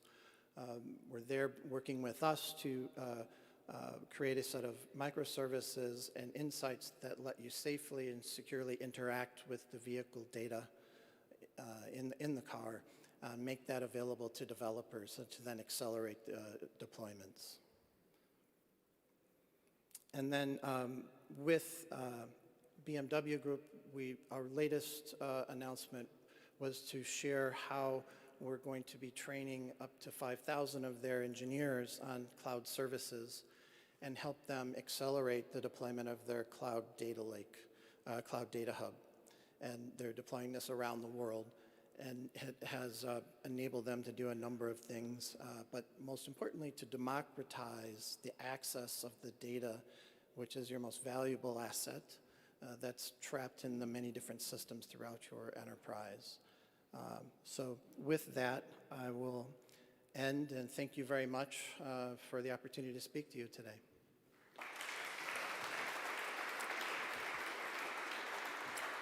Thank you. Thank you very much. Quindi, Abbiamo sentito passiamo. parlare di Many things, many interesting things have already been said about our reality, thinking of the future without forgetting pandemic that is still there with us in a way or another, that has left a sign and that has led us to think before starting again. Many new things have been brought about, like a new automotive division. And the floor to you.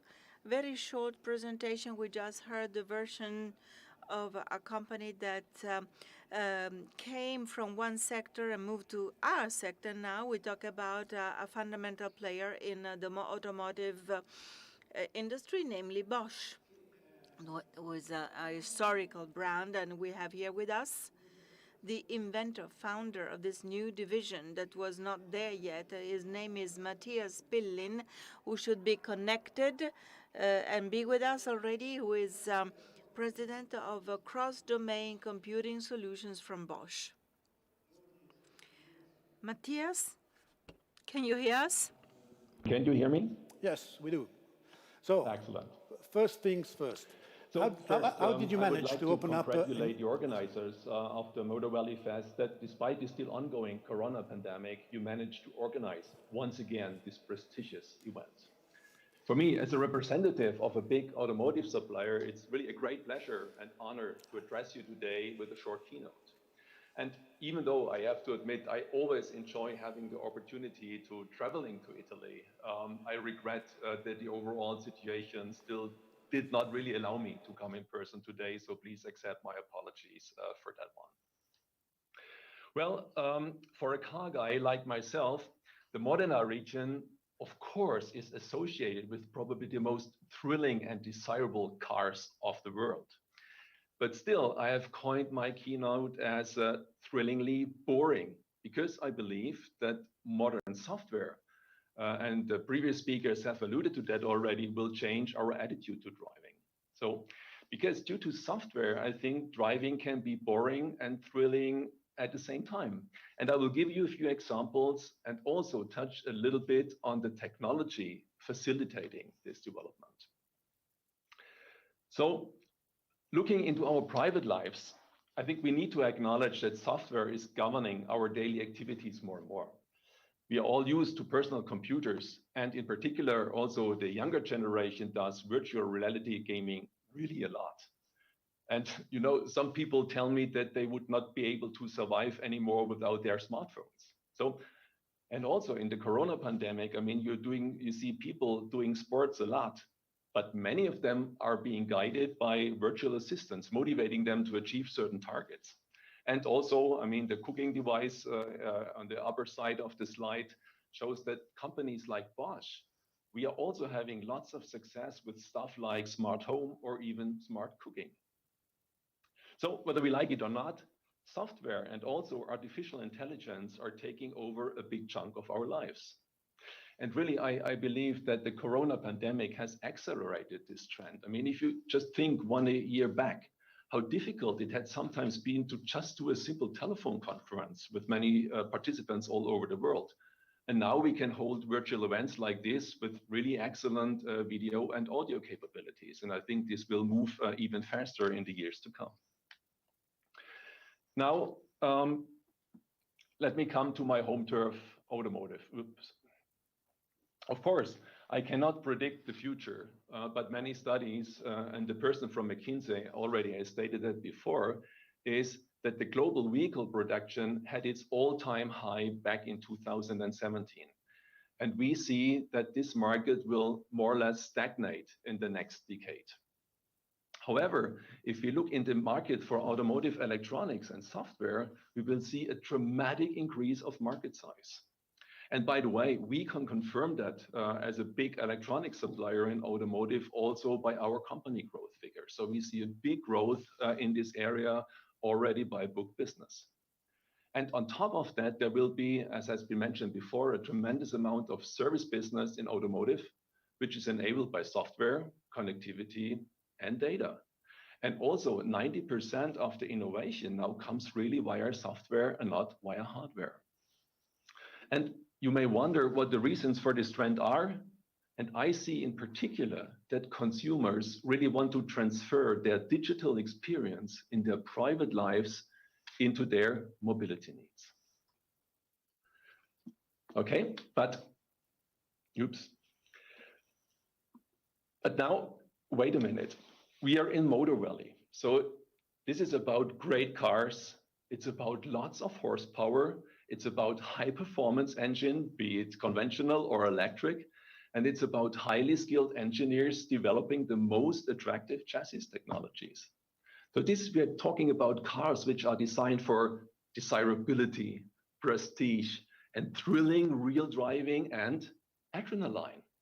And personally, I have to confess that I own a sports car myself. And when I'm in this car, I just want a thrilling driving experience, nothing else. So why the heck should we talk about boring software, digital experience, and services in this context? Well, we have to talk about it because even with an Italian sports car, you will end up from time to time in a boring traffic jam. And this is just a waste of time. So what do you do with that? And I guess everybody in the audience and nobody all over the world wants parking to be a thrilling experience. This is just a nuisance. And in particular, for issues like this, modern software-based technology can offer really smart solutions.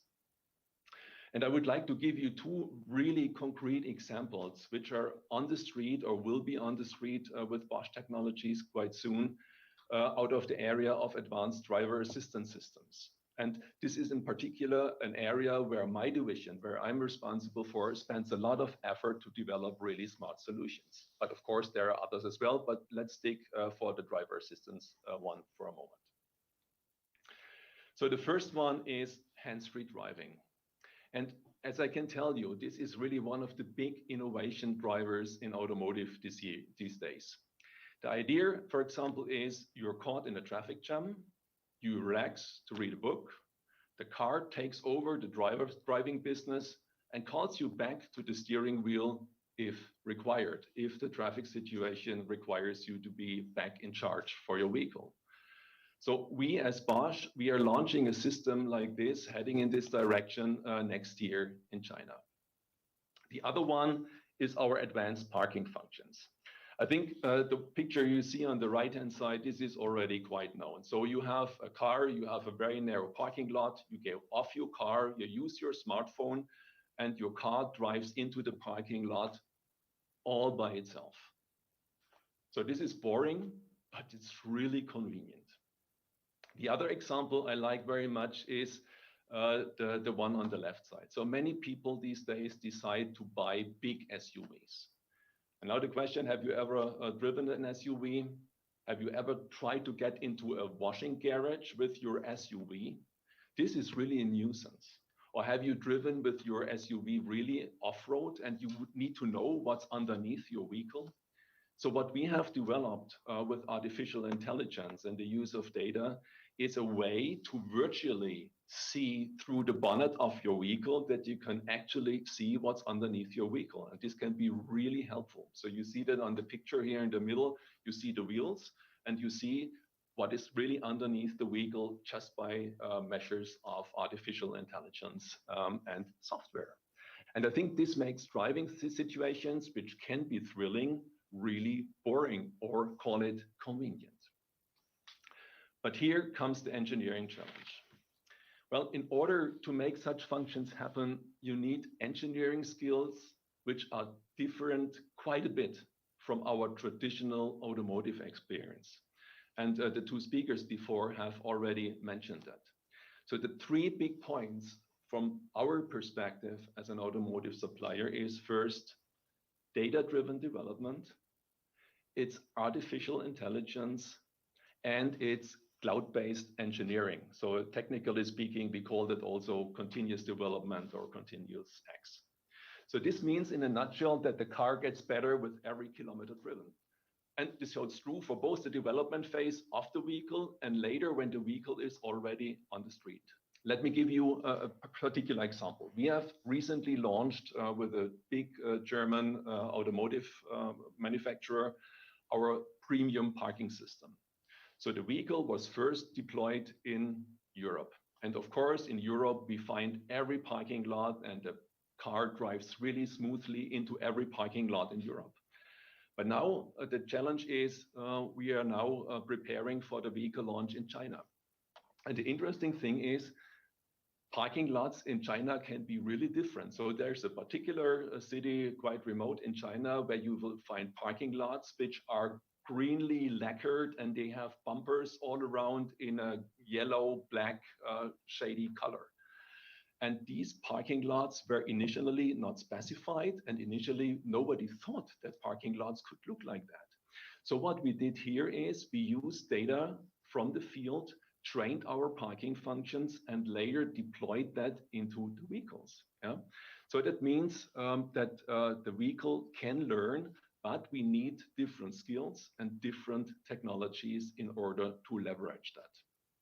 So we at Bosch, we have actually pushed this, we call this AIoT. This means artificial intelligence and Internet of Things more than a decade ago. So as the speaker from Amazon has mentioned, this is really a learning journey for traditional companies like us.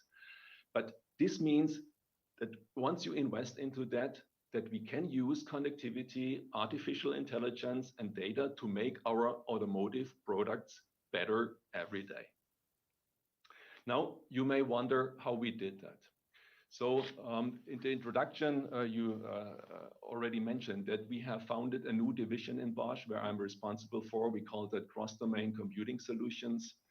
So we bundled and focused our expertise here. So we pulled about 17,000 Bosch associates who have been working in the area of electronics and software into one division. And out of these 17,000, there's 8,000 software associates. So 8,000 software experts. So because we think if we need to bundle and we need to go on this transformation journey based on our strong automotive experience.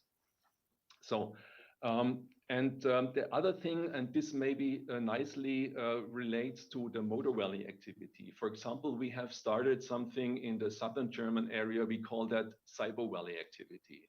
So this is a conglomerate of different companies and different research locations and universities, where we actually try to strengthen the capability in the heart of Europe in the area of artificial intelligence. I mean, I know there are strong companies out there, and we have heard one before, but I am totally convinced that we in Europe should not give up on that. We have strength, we have skilled people, we know how to do research, so we can use that to make our industry in Europe stronger.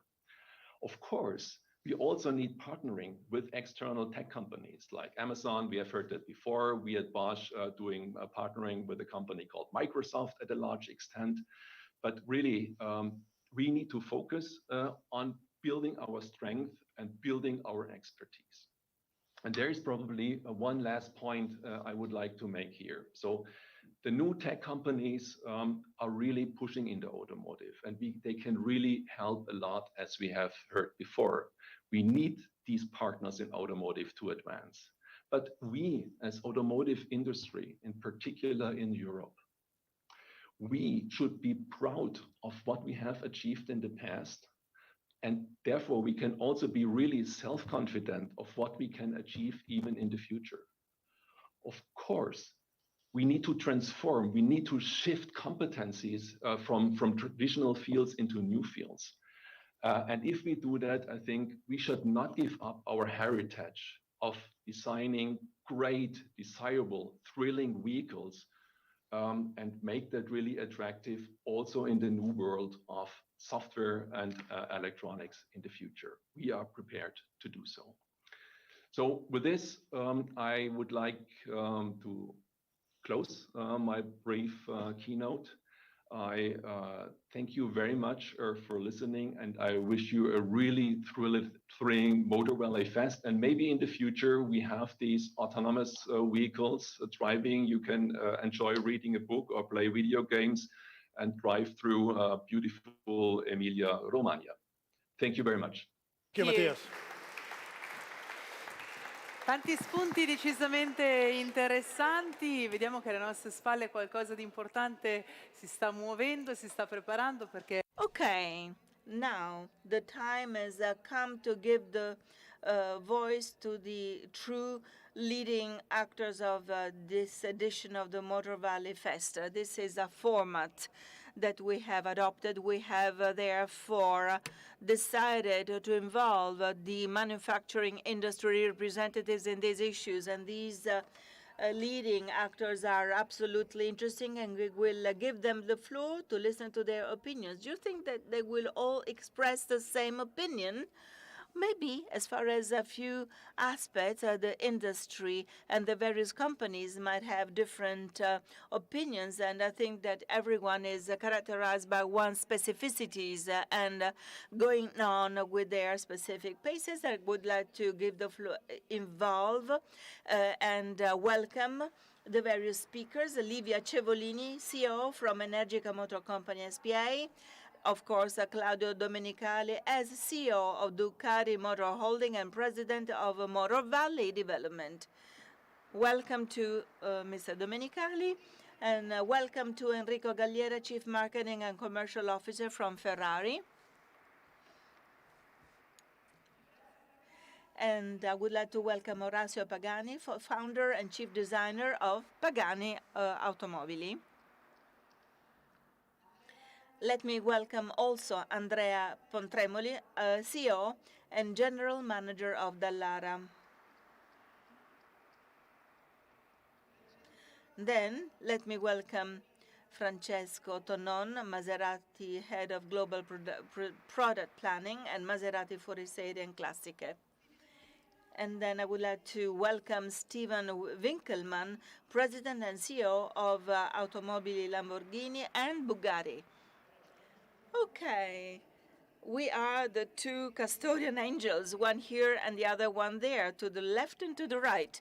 And here we are, Let's sit comfortably to start this round table all together. Let's start from my right, from Stephen Winkelmann, talking about electric. What is your point of view?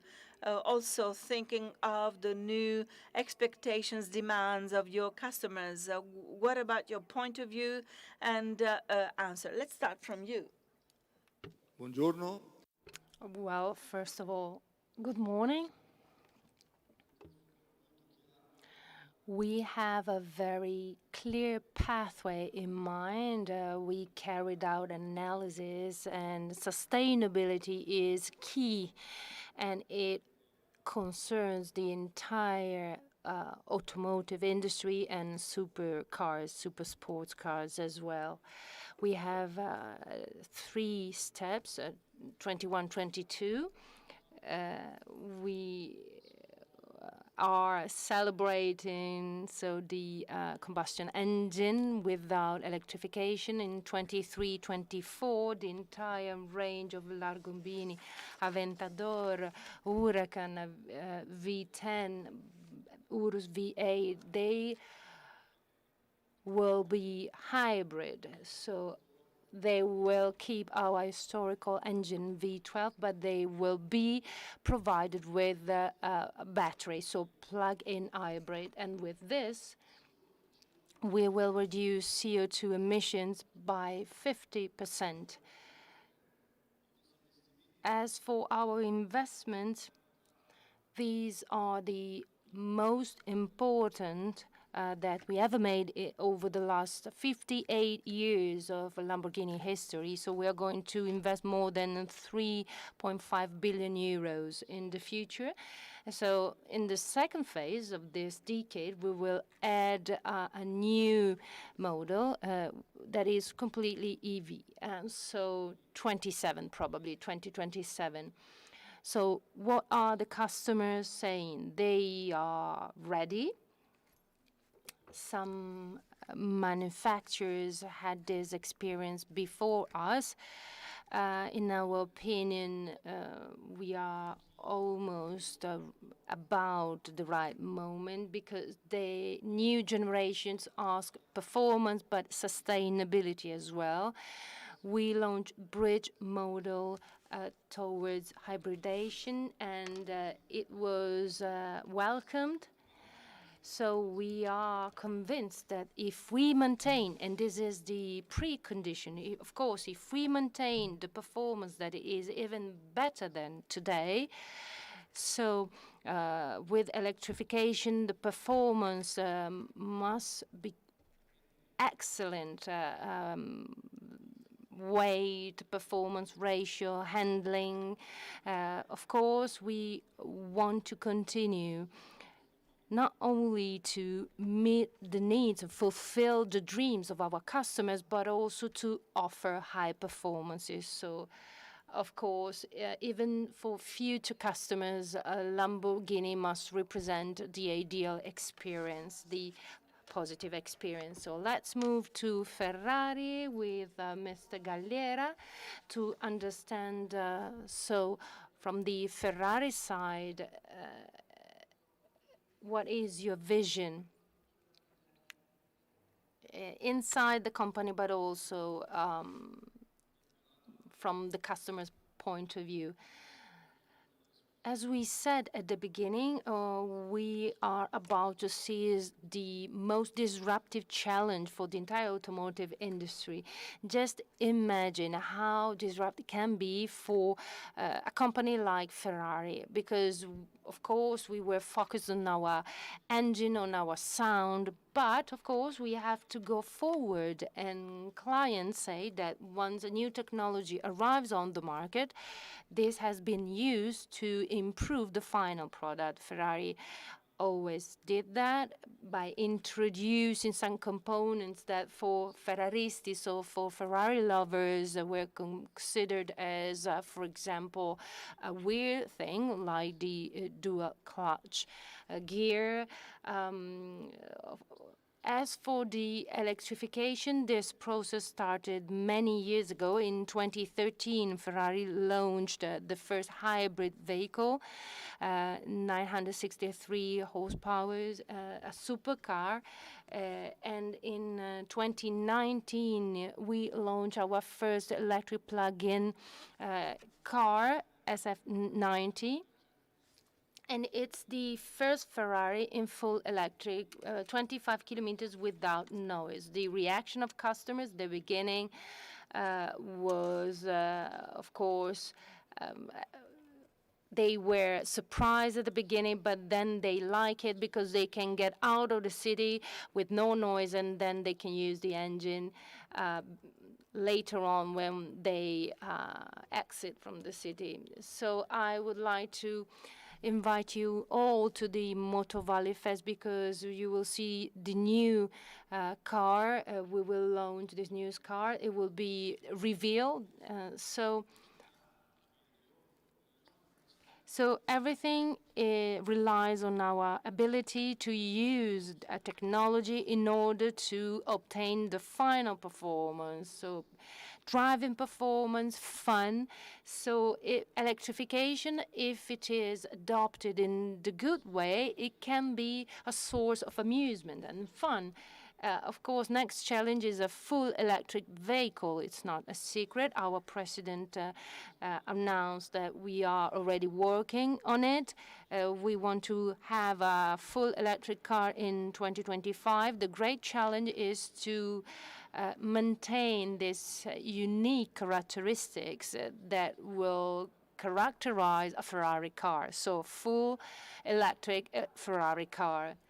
So Mr. Pagani on your left, the uniqueness, so engines that are stamped and signed one by one. How can we move from this reality, so the past, the current reality, to the future, to new technologies and innovations? So if we talk about EV and hybrid, at the end of 2018, we launched a project concerning a full electric vehicle. It is a challenging project because no dealer, no client until today asked us this type of car. And for a small company like ours, this is going to represent an important challenge, because if you do it in the good way, not just to demonstrate something, but with a real concept behind it, of course, you need investment, you need a lot of research activities and innovations. So the fascinating aspect of this project is that since we do not have a feedback by our customers, we are trying to create something emotional.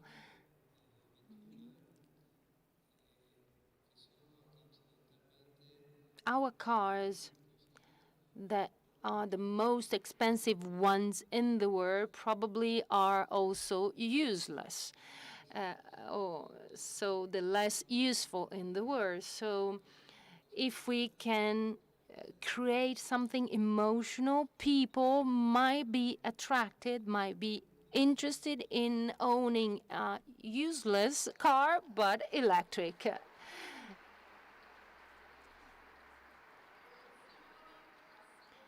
Passion, emotion, feelings, because in the end, we are dealing with dreams.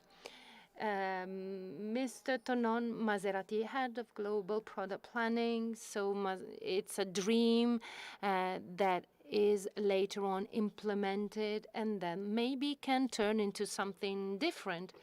This morning, we use the word revolution. A revolution, to be a good revolution, must be based on strong ideas and on people supporting these ideas. We think that electric vehicles are based on a strong idea, performance, innovation, but also freedom in the design.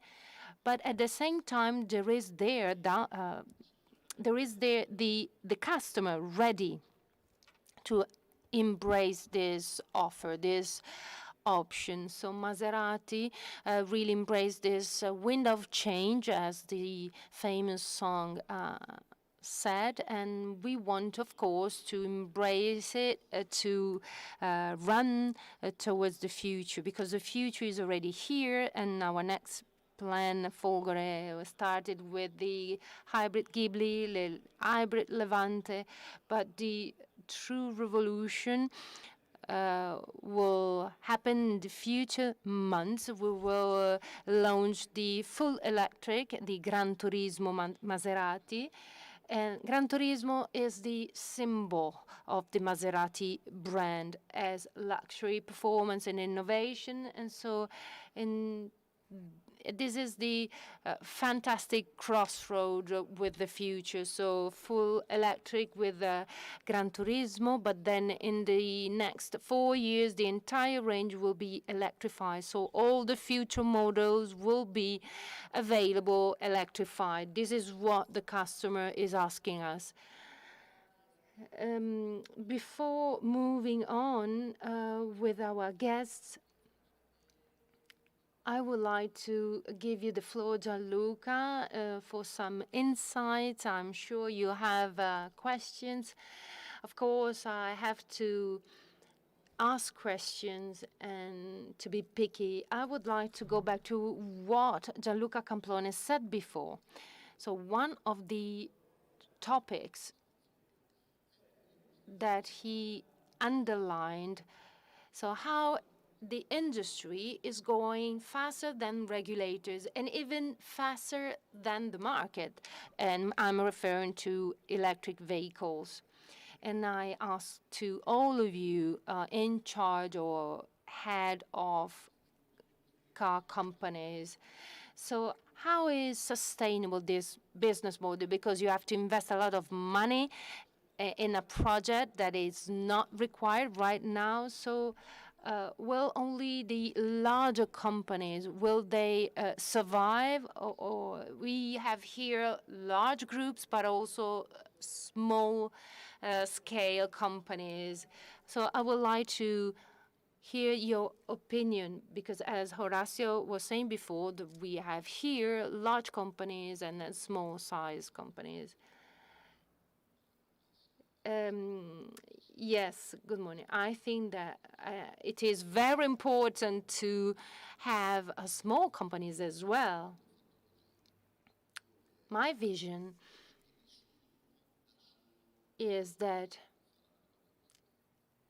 it is impossible to reach these results alone. So we have to work together as groups. So we are maybe, of course, specialized in a specific field, but this specific field must be connected with a DNA, and this is typical of the Motor Valley, and to give and to grant a specific DNA to every product.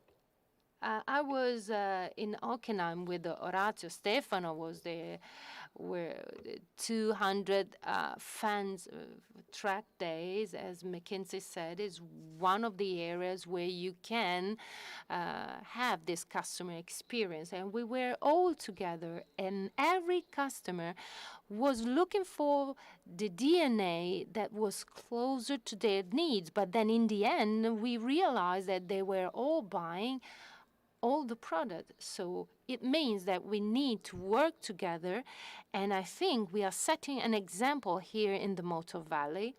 We need to create skills, so future skills. We need to analyze some niches, and as a company, we specialize in specific niches, and we work with all the people who are here, because in these niches, of course, we do our best, and we are qualified, and we shall be able to create our region as the worldwide Motor Valley, because a student needs to come here to study the car of the future, or for a customer to experience the car of the future, or even to find the answers to unasked questions. I don't know if the future is going to be electric. I'm sure it's going to be more sustainable.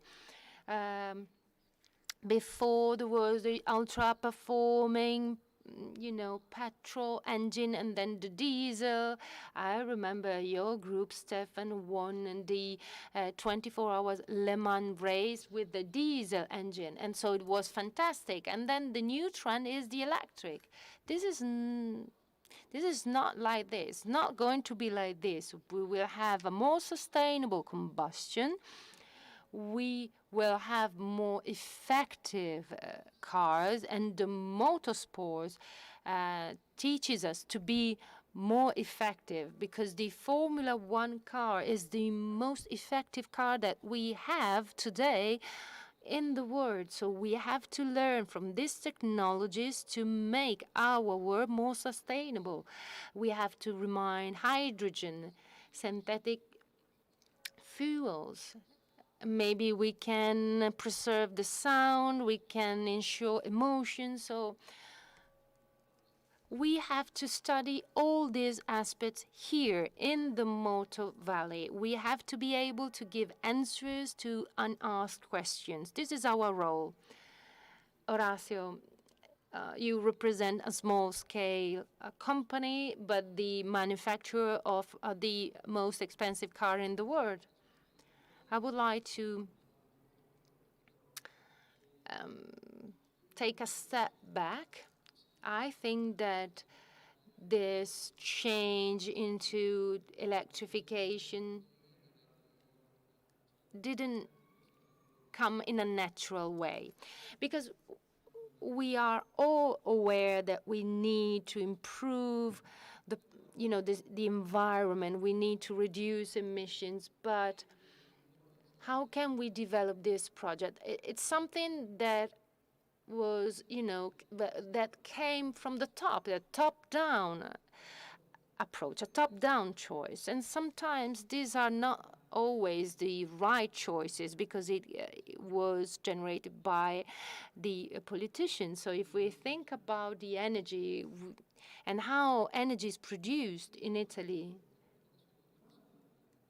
not just in Italy, everywhere in the world, 80–90% of energy is produced with highly polluting sources. In Italy, it's 45%, but yes, we are doing better because we buy energy from abroad. We, plug a Tesla battery, but then we pollute somewhere else.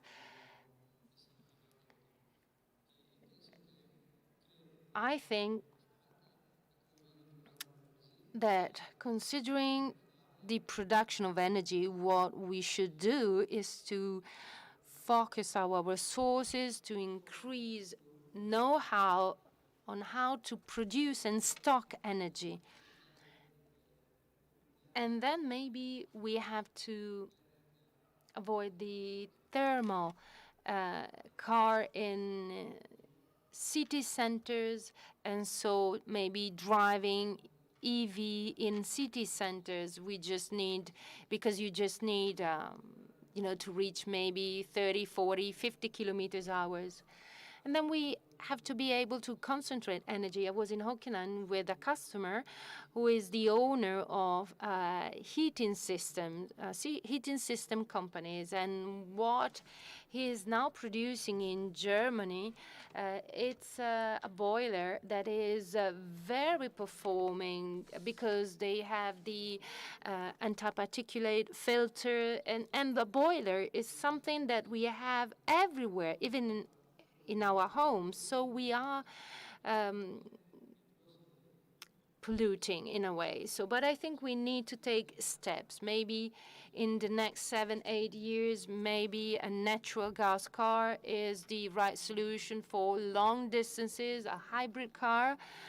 But we have to focus on this, and I agree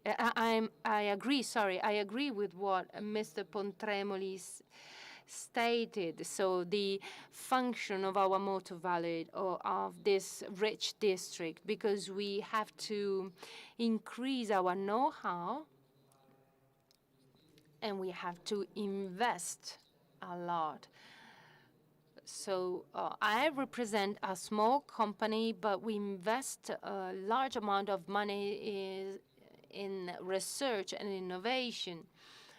We were pioneers in compound materials. We support the military industry, the aeronautics. So we have to think about the development of new sources, new batteries. So knowledge, know-how is crucial. And we must remain humble.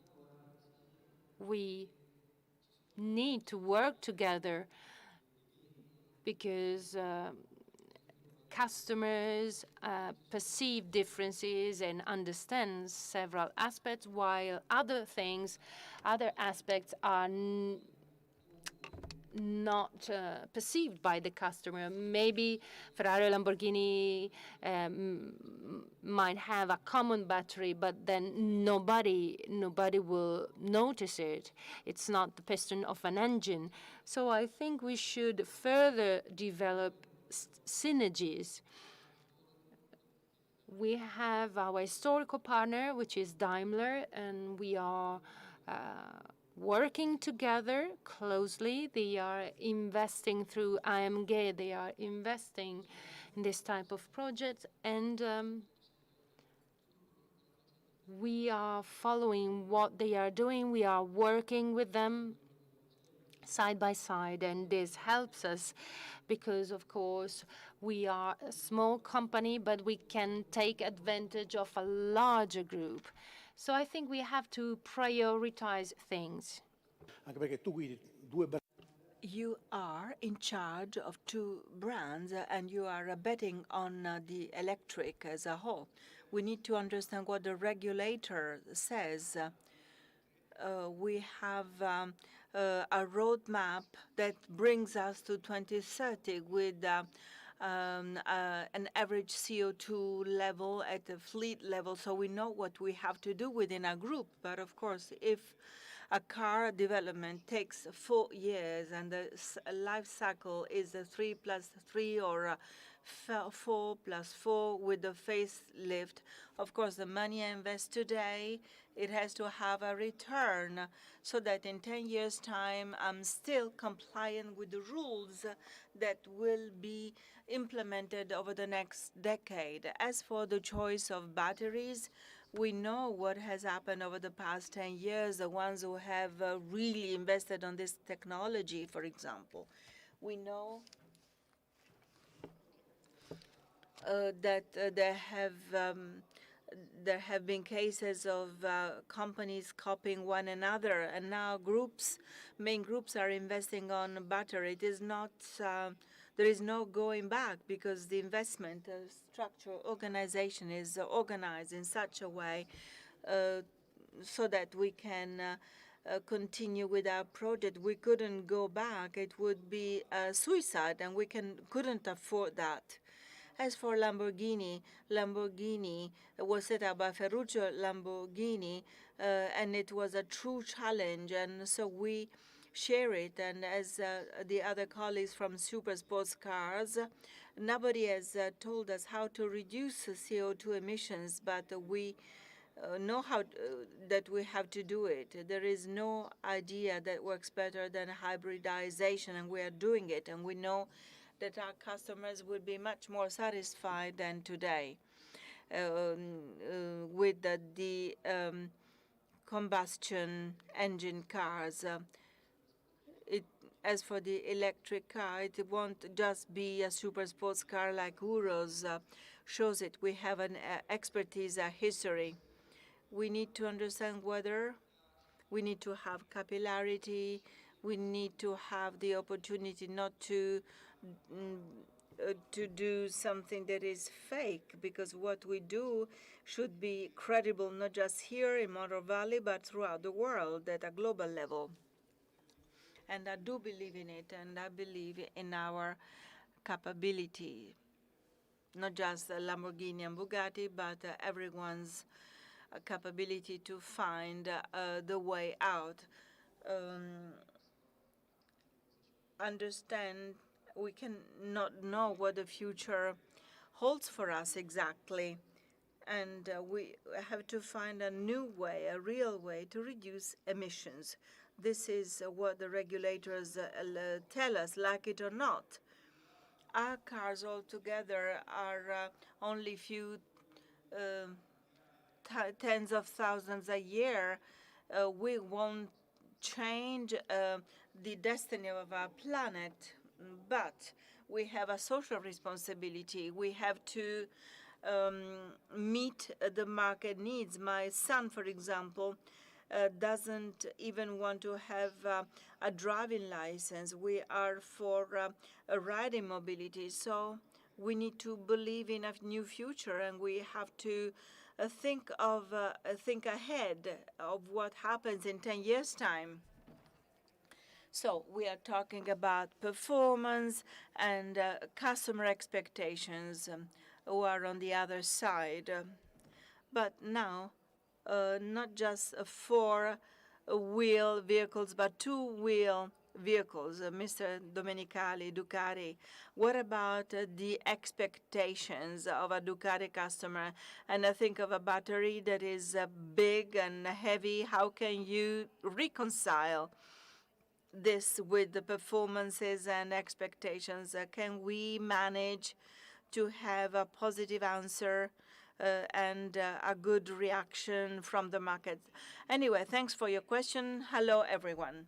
Good morning to all of you. Well, this question summarizes the need to understand Motor Valley and the fact of having brands together with very similar needs. Ducati doesn't have different requirements from Lamborghini or Ferrari, because of course we promise feelings, emotions, and when you drive a motorcycle, you want to have an exciting experience apart from prestige. But on the other hand, Mr. Stefani was saying something that was absolutely true. There is a trend, a clear trend, and a strong demand to make sure that every single brand takes on its own responsibility, reducing environmental impact, reducing CO2 levels. This is a responsibility that we have accepted, and we are strongly committed on that as far as Ducati is concerned. So we have to interpret this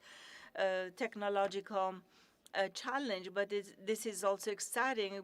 We are part of this technological challenge, and everyone has to find the most adequate and suitable answer.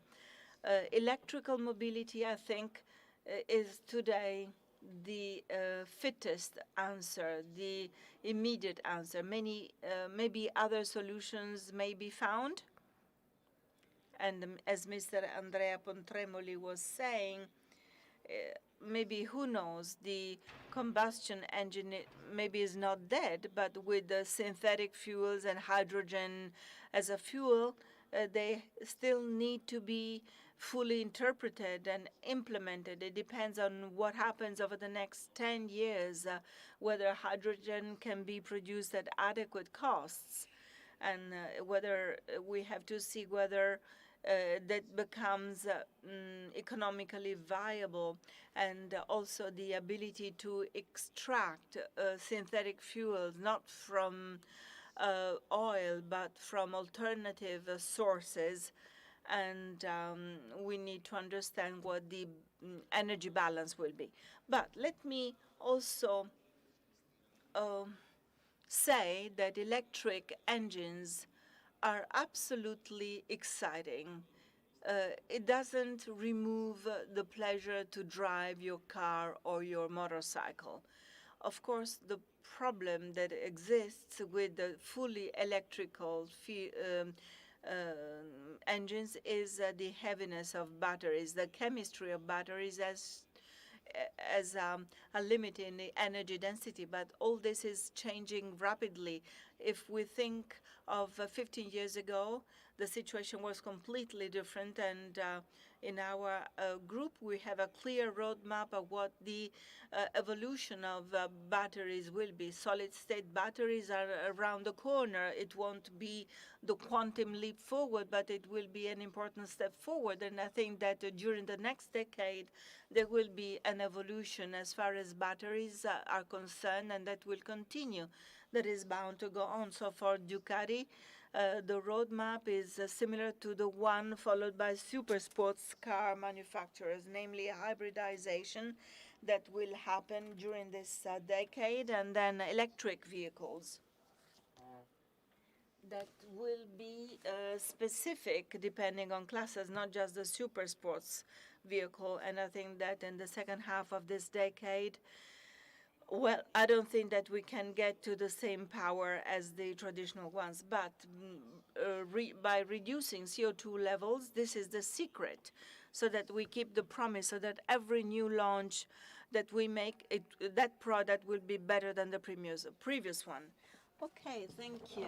Emotions, feelings that have to be delivered by sports cars and motorcycles to interpret speed. And now, Mr. Cevolini, what is your point of view? Mrs. Cevolini, what is your point of view? Well, we are advantaged. We are a benchmark with 10 years time of anticipation on road and track. So our background is stronger, and we have no compromises.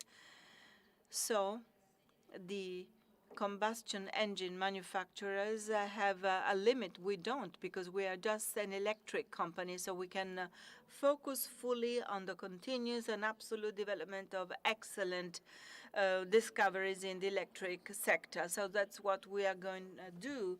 So we are the ones who raise the bar, and we are very happy that opportunities will be there because they let the market grow. A market that becomes ever more bigger, ever more real and bigger.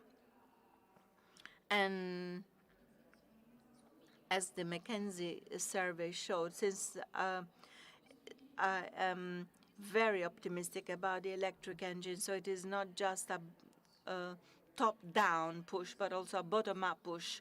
And since I've become a mom, I'm very happy that we have this bottom-up thrust.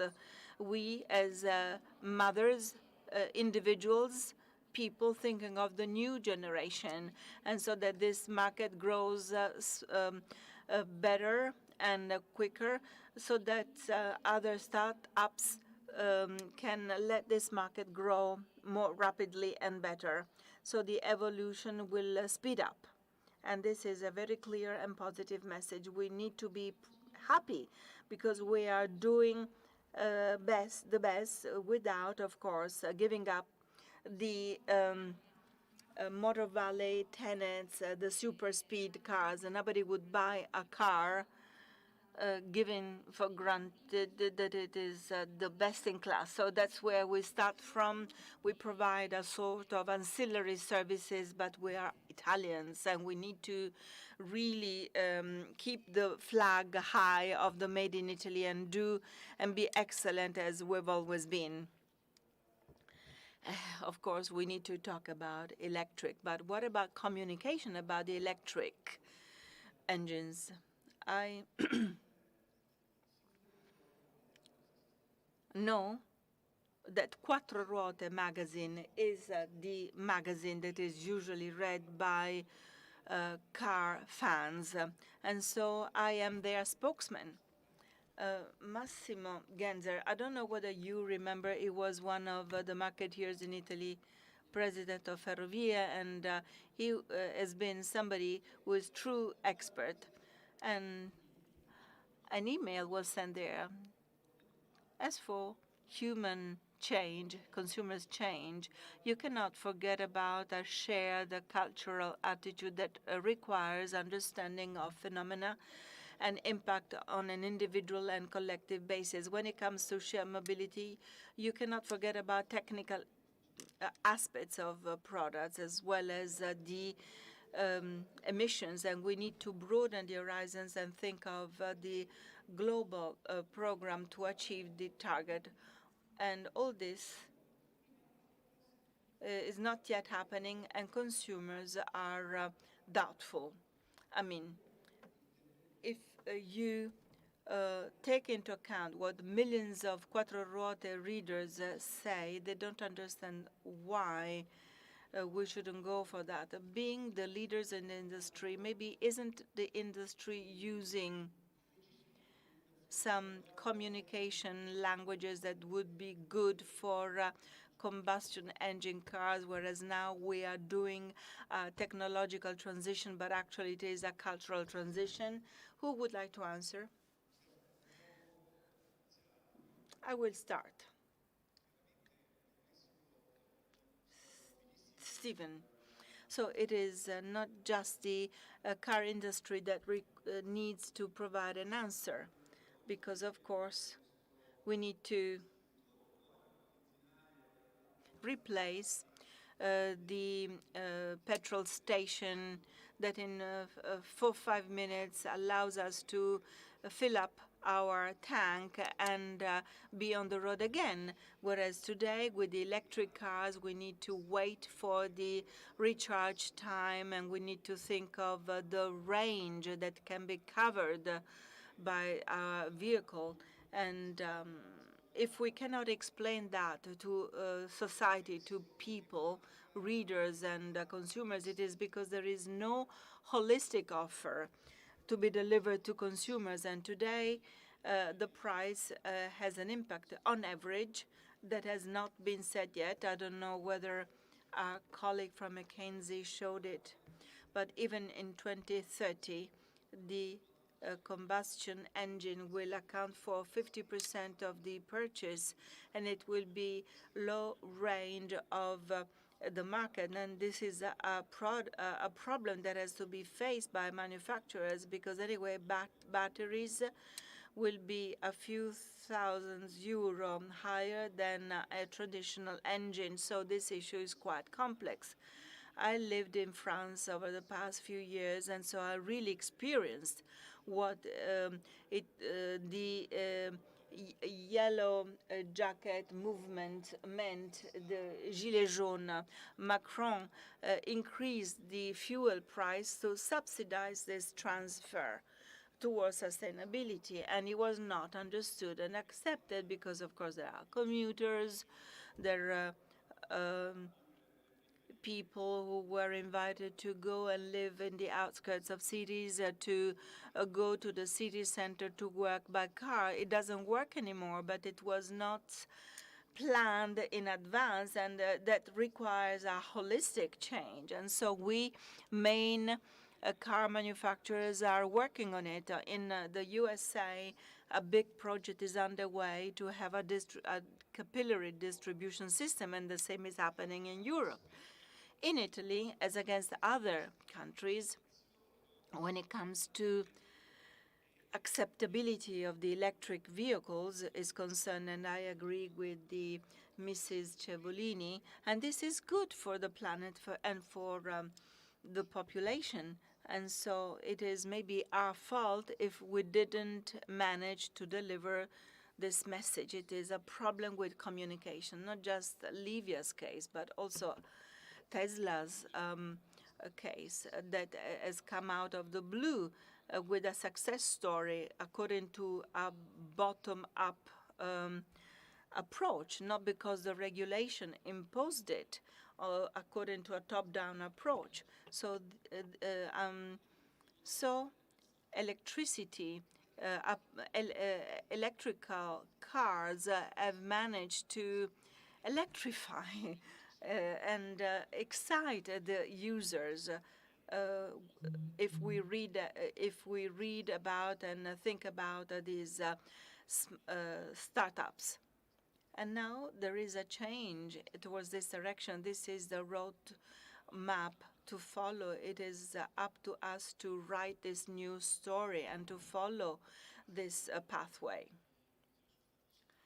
I won't repeat the macroeconomic comments and the trend towards sustainability or taking into account regulations and what regulations expect from us. But I think that a distinction should be made between mainstream mobility, commuting, from another kind of mobility that has to do with pleasure and emotionality, not because the objectives are different, they are the same, but there is a different need of communication depending on the product you want to launch.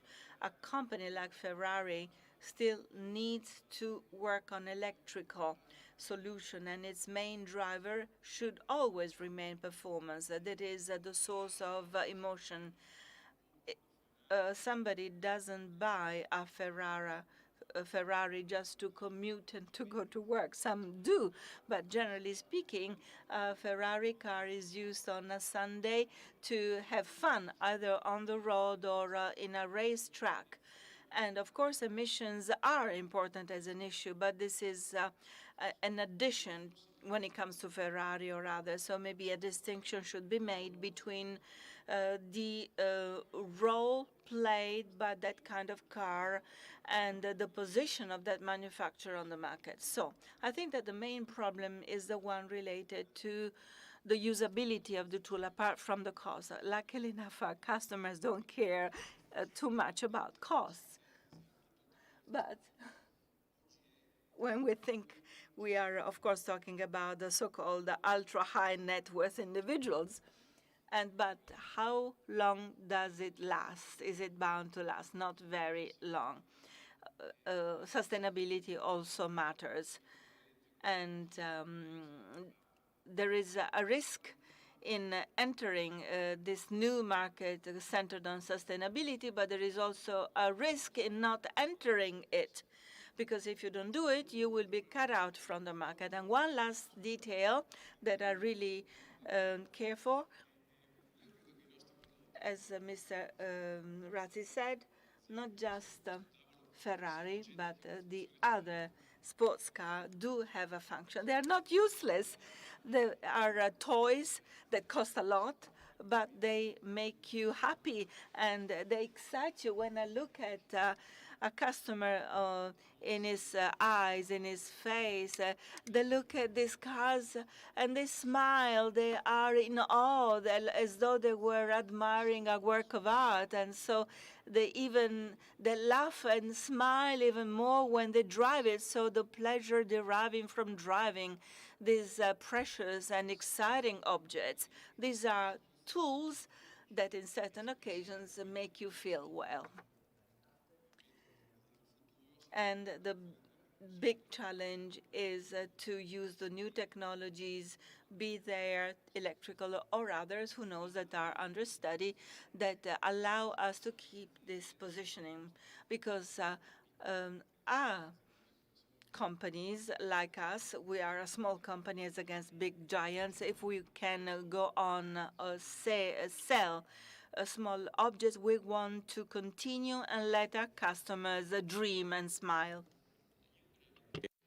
So do we need to change communication in order to boost the electric industry? I think that electrification is already well known, like the Tesla examples that you mentioned before demonstrate that it's something required by customers. It's not by the regulator. It can be a very modern current product. It must be well positioned, and of course it depends on the type of vehicle, on the market range.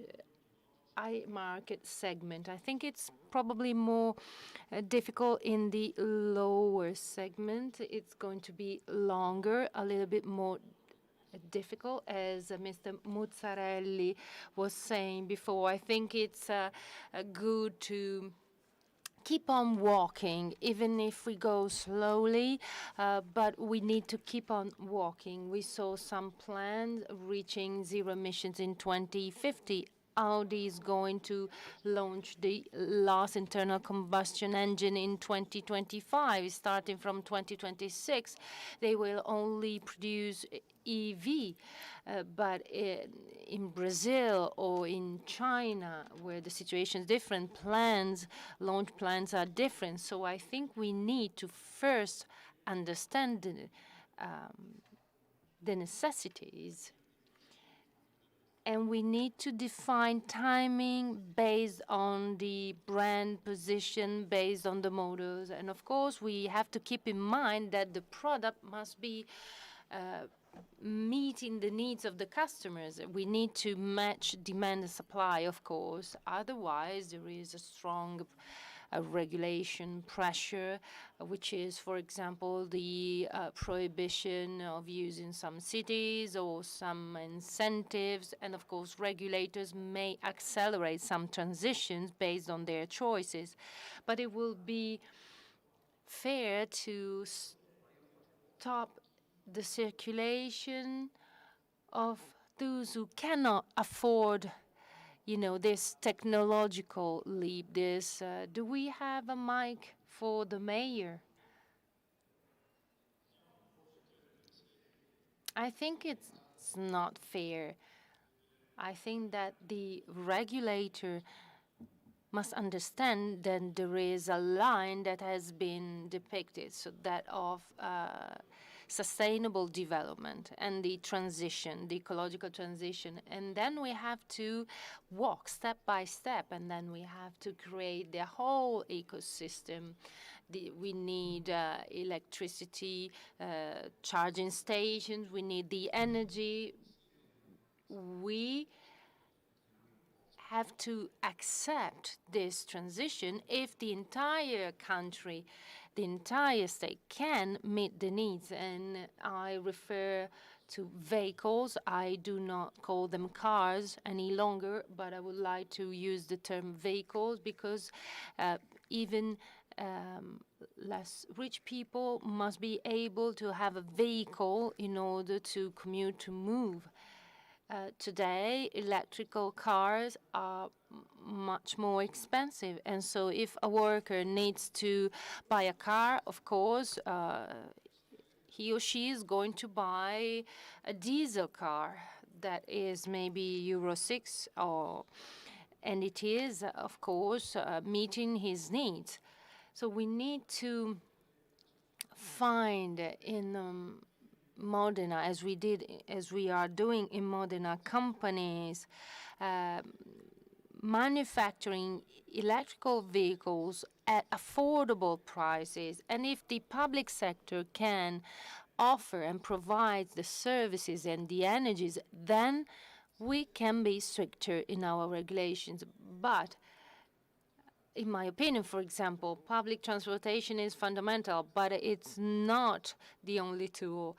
Riding a bike is crucial, but it cannot be the only vehicle. So we need to ensure this freedom of choice. So it's a complex operation. We need a more robust political group and team. I have a question that goes beyond this idea of electrification. You create objects of desire. In all the presentations we listened to before by McKinsey, Bosch, or Amazon, what is the role of softwares in the driverless cars? So what is the level of self-driving car in a sports car? So of driverless car, what is the degree in a sports car? I think that everything that has to do with the safety devices should be applied, because I think, well, let me restart. When I refer to useless cars, of course, they are objects of desire and emotions. I usually ride my bike. I live 3 kilometers from my factory, so I, go and ride my bike. But when I use my TDF and he sold me that car and he didn't even grant a discount on that car, and he did right because we do not grant discounts neither.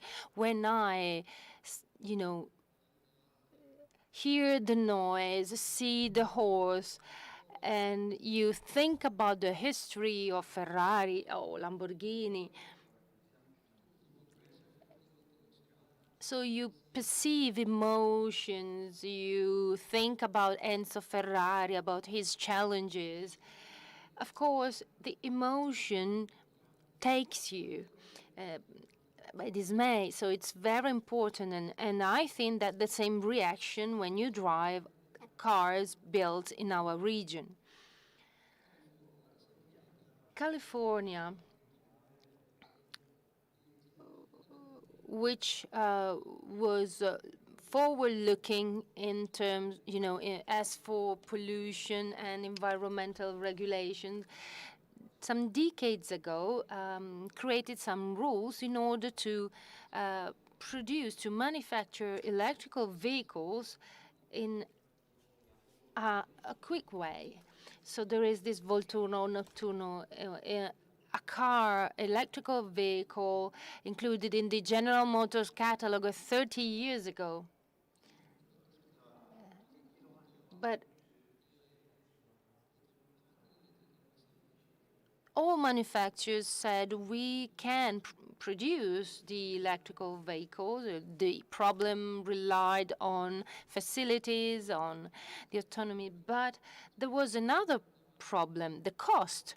So when this project reached the parliament, and since in the US consumers are always protected and defending, when they said, okay, we are able to manufacture electrical vehicles, but their cost was double compared to an internal combustion engine car. And so they resized everything and downsized. And today in California, you can still use an internal combustion engine car. Maybe, Claudio, you mentioned that. I think that you have to give a priority to things.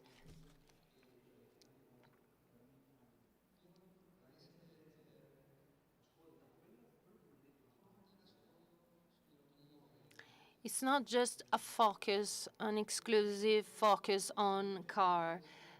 You have to have an holistic view. My son had a Porsche and changed it with a Tesla. But if we have to go to Milan and come back, you sometimes do not have the possibility of recharging the battery. In Germany, you saw around Hockenheim and all supermarkets, they have these charging stations. For sure, we will improve our facilities soon, but I think we have to prioritize things and the steps maybe in 10 years and, give specific priorities. So what is the, self-driving characteristics in a supercar? As Orazio said, I agree that safety is crucial. We are giving these cars to normal people, but these are not normal objects. When you talk about 1,000 horsepower, something that can be dangerous. So safety is crucial, and also to solve all the other problems, finding parks and finding a parking space and so on. Tesla is not just because it's an electric car. It's like a smartphone on 4 wheels. But also this idea of the self-driving, investments are really high, even higher than the electric vehicles, because it's an incredible cost. So we saw before Amazon, Bosch, they are specialized in specific niches, in specific products, and you will use this device that you will customize, but then, as we said before, if the cell, the battery is produced by this or the other, it's not a problem. But this requires to embrace a logic of open innovation, so start using innovations right from the system. It's a challenge that we launched to our engineers. We said we want to conceive a racing car, competing in Indianapolis in an autonomous way, driving more than 300 kilometers hours. So do you realize how challenging is this from a technological point of view? Our engineers said it's impossible, it will never be possible. So we launched this challenge to the entire world. There is this website, Indy Autonomous Challenge, and I was surprised by that. It had 2.7 billion views. And it means that the challenge was seized by the world. 37 universities accepted to build this autonomous sports car. We gave them the car. They use sensors with the Clemson University. We gave them cameras, radars, and we said, okay, this is the car. You have to build its brain. So a driver, when does he or she decide to, push the brake pedal? When do you brake? I mean, 50 meters, sooner or later, the curve is the same, the turning is the same. So if I have to, create an architecture for an autonomous driving, so what is the right moment of turning? So it's $1 billion were invested, as a final prize. The 23rd of October of this year, this is the date of the race in Indianapolis. And the good news is 37 universities which accepted this challenge. There are 3 universities, and one is Modena, Professor Bertona, Politecnico in Milan, and Pisa. I don't know if this competition, this race is going to be, is going to be possible. We sold cars. If they do not make it, we will sell a lot of spare parts because they will make a lot of accidents. But if they succeed, we will win this challenge. It's not small or big. You need to have the genius. You need to, use your brain effectively. And if we work together, we have many brains. And of course, if you think about Tesla Foundation, it was created based on what? On this intuitive, on this genius, on this creativity. I agree. We are really small, but we keep on working in teams. And I think that we have to focus on the economy of scale that is possible thanks to large figures, big figures, but of course these are reachable if you work in teams, if you share your skills. And this was true also for combustion engines, because otherwise we were still riding horses. We have to work together so that this cost will be reduced, and thanks to worldwide economies of scale, we represent a large share of this huge market, which is investing already in manufacturing. And then we have to focus on our mindset. We have to, provoke a change in people's mindset. If we lead this change, and if we say that the electric is really possible, then we will push towards this mindset change. because even if we work with small figures, we create a dream for large realities. So we really have to push forward and walk towards this direction, because we can bring about a deep change in people's mindset. I think we have in front of us a great opportunity, a great challenge. We have to first change the world. As for the digital, electric is already digitized. All data are already in a digital format. So the problem is not extracting numbers, is to manage them. And what Mr. Bonaccini was saying before on this supercalculator in Bologna, to have this development in big data, we have an internal department of data analysis in order to develop services like preventive maintenance, all these services that customers take for granted. And of course, performance is still the selling element number one. But we have to work in teams. We have to work together. Big data can be managed, but they require a lot of money. So we need to work together, supported by the regions, by the institutions, in order to generate the future transition, the future steps, as it was in the past, from horses to engines and so on.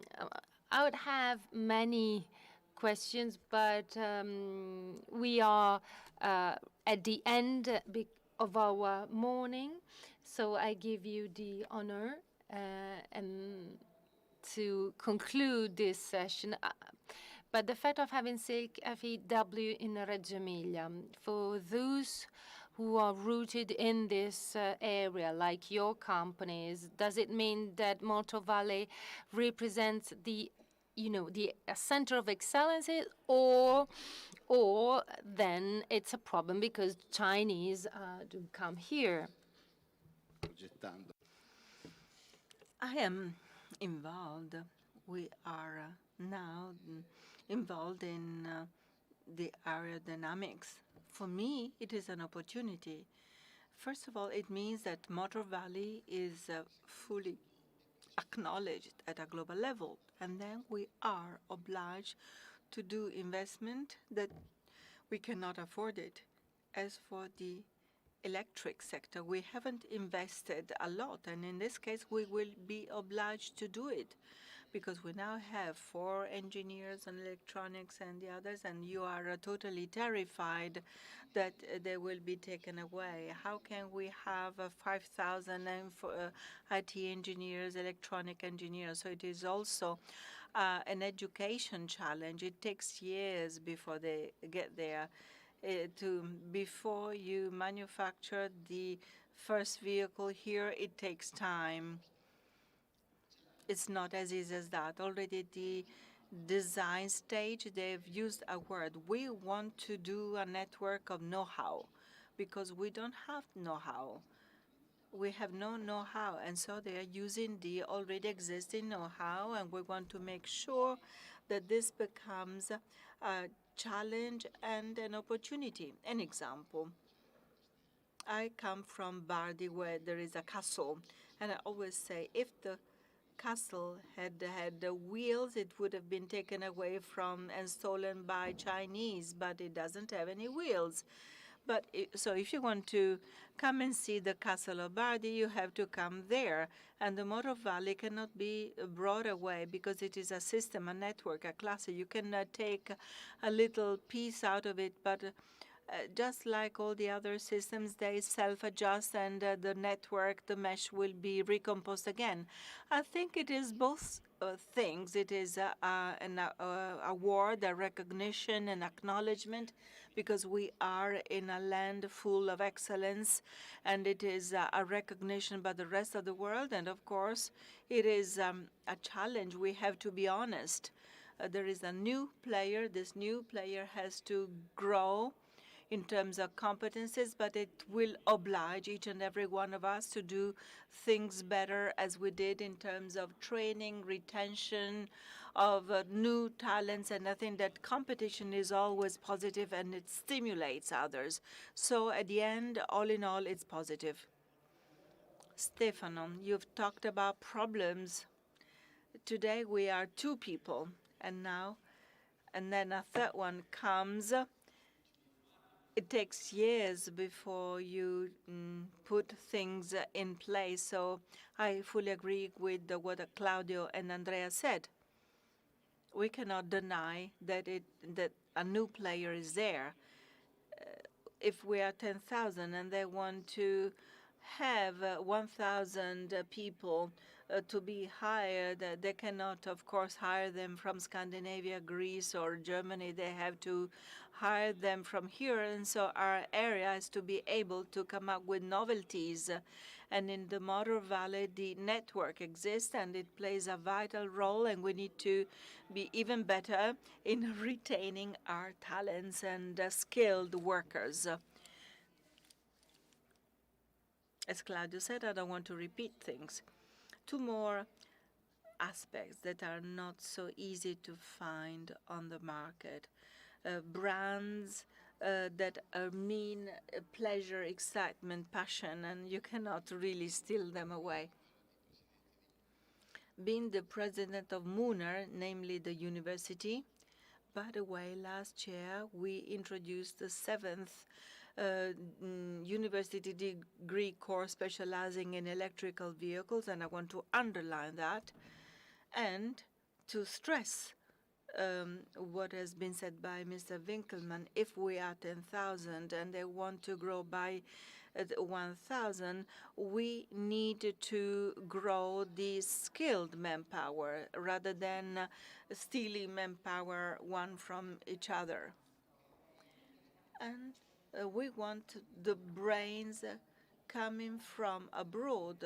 Actually, they are inviting and attracting brains from the UK much more than here, because, of course, there is also a tax advantage. So you can gain 100,000 euro in the UK. You take to Italy with 60,000 euro, and it doesn't pay taxes. So we are taking skills from the rest of the world with the Brexit, and we have many Italians who are terribly skilled in incredible way, even from Silicon Valley. So there is an ability, an opportunity to make our country richer in terms of gray matter. And now we have reached the conclusions. I would like to thank the panelists who have facilitated this panel discussion. I would like to thank Livia Cevolini, CEO, Energica Motor Company SPA, Claudio Domenicali, CEO from Ducati Motor Holding, Enrico Galliera, Chief Marketing and Commercial Officer Ferrari, Orazio Pagani from Pagani Automobili, Andrea Pontremole, CEO, General Manager Dallara and President of Munar, Francesco Tonon, Maserati, Head of Global Producing Planning, Maserati Fuoriserie Classiche, Stephen Winkelmann, President and CEO of Automobili, Lamborghini and Bugatti. So thanks for being with us. Thanks for your kind attention, and thanks to you. A pleasure. And now we are ready to go downstairs for the official ribbon cutting and inauguration of this event, and you are all invited. Thank you.